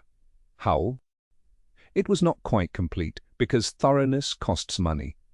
In the archway beneath the clock tower at Hampton Court, an H.A. cipher is still there. It survived because repainting the scheme around it was cheaper than recutting the stone. She survives in the places where the king economized. The physical erasure was followed by a narrative one, and the narrative one worked better. For half a century the story of her fall stayed untidy and disputed, carried in rumour and diplomatic correspondence. Then, in 1585, a book was printed at Ingolstadt. Its author was Nicholas Sander, an English Catholic exile, a doctor of theology at Louvain, a papal agent, dead in Ireland in 1581 with a book unfinished. Edward Rishton completed and edited it, and it was printed 49 years after Anne Boleyn's death. Sander had been a child of about 6 when she was executed. He never met her and never saw the court she had dominated. And he had one overriding motive. The woman on the throne of England in 1585 was Anne Boleyn's daughter, and the surest way to attack Elizabeth's legitimacy was to make her mother a monster. From Sander come the 6th finger, the wen beneath the chin, the projecting tooth, the 3rd breast, the claim that she was Henry's own daughter, and the deformed fetus. All of it. Every physical detail the popular imagination still supplies comes out of that book. Now, the counter-evidence, which is not ambiguous. The surviving contemporary descriptions mention none of it. The best known, the Venetian report of 1532, was written by an observer distinctly unimpressed by her looks and under no obligation to be kind, and it records nothing of the kind. Eustace Chapuys wrote about her for 7 years, called her the concubine in official dispatches, and loathed her. Had there been anything of that sort to report, he would have reported it with relish. He reports nothing.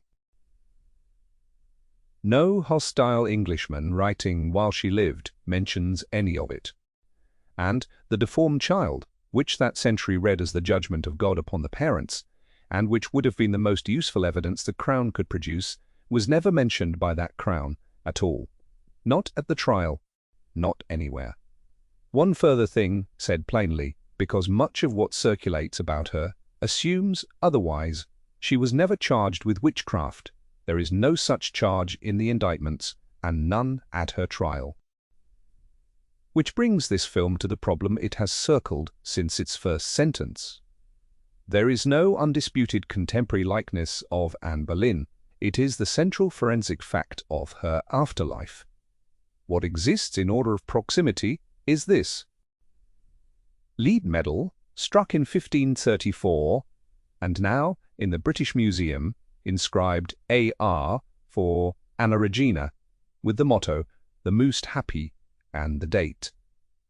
It is the only object with a strong claim to have been made from life. The nose and much of the face have been battered flat. Whether that damage was deliberate or accidental has never been established, and it is not asserted here. Two drawings by or attributed to Hans Holbein the Younger, one at Windsor and one in the British Museum, are sometimes identified as her. Both identifications rest on inscriptions added later. The Windsor one credited to Sir John Cheek, naming sitters from memory years afterwards. Both are disputed, and the two drawings do not obviously show the same woman. Holbein was the king's painter for almost the whole of her queenship, and drew half that court from life. There is no securely identified Holbein of the Queen, and then the image everybody means. The panel in the National Portrait Gallery was painted in the late 16th century, 50 years after her death. The Hever portrait, the Nid Hall portrait, whose identification has itself been challenged, and John Hoskin's miniature of the 1622, all appear to descend from an earlier painting that no longer exists. Every one of them is a copy of something gone. So the list of what is not known about the most consequential woman in English history runs as follows. Nobody knows what she looked like. Nobody recorded the year she was born, and the two candidates are 6 years apart. He knows who performed the marriage. That detached England from Rome, nobody wrote down the name of the man who killed her. Nobody knows which stone she lies under. And whether her husband believed the charges is answered by nothing in the record. It is left exactly as it was found. What survived was everything except her. On the 17th of November 1558, her daughter became Queen of England, 22 years and 6 months after the sword. Elizabeth reigned for 44 years, and in public she almost never mentioned her mother. She did other things instead. She restored her Boleyn relations to favour. She made Matthew Parker, who had been Anne's chaplain, Archbishop of Canterbury, in 1559. And she wore a ring, a gold and mother-of-pearl locket made around 1575, which opens to 2 miniatures, one of Elizabeth herself, one traditionally identified as her mother. She wore it closed for years. The religious settlement Anne had pushed outlived her by 4 centuries. The reformist bishop she promoted, the English scripture she owned and circulated, her church survived, her face did not. Thomas Boleyn outlived both of the children he lost in that fortnight by 3 years, and died in 1539 without ever saying anything about either that anybody wrote down. 3 generations had carried that family from a cloth warehouse in the city to the crown of England. 1 week in May took the whole distance back. In 1876, the chancel of St. Peter ad Vincula was opened during a restoration, and the remains beneath it examined. Doyne C. Bell recorded the work and published it in 1877. Dr. Frederick Mowat examined the bones. The position the Tower's own records gave for Anne Boleyn, he found a small, fine-boned woman of between 25 and 30. This is 19th century osteology. The identification is not certain, and that has to be said out loud. But there was no 6 finger, and no deformity of any kind. And the age is its own quiet problem. 400 years on, how old she was when she died is still an open question. Nobody wrote it down at the beginning. Nothing found at the end could settle it. So this is what is left of Anne Boleyn, 490 years. On a battered medal the size of a coin, with the face knocked flat. 2 drawings that scholars cannot agree are her, and which do not look like each other. A book of hours with 3 lines in her handwriting. A carved cipher in a Tudor archway that survived because repainting it was cheaper than recutting it. A ring that her daughter wore, closed. and a chapel floor at the Tower of London, where a woman of 25 to 30 lies under a marble slab that was cut in the 19th century, because for 340 years there was nothing there at all. Everything else was taken: the badges, the initials, the portraits, the name in the prayers, and finally the face itself, replaced by inventions supplied half a century later by a man who had never seen her and who needed her daughter to be the child of a monster. They did not merely execute Anne Boleyn, they set out to make her unrememberable. And the measure of how nearly they succeeded is this: the portrait in your head right now, the dark eyes, the French hood, the gold letter B at the throat, was painted by somebody who never met her, roughly 50 years after she died, copying a picture that no longer exists. It is the most recognizable face in English history. Nobody knows whose it is.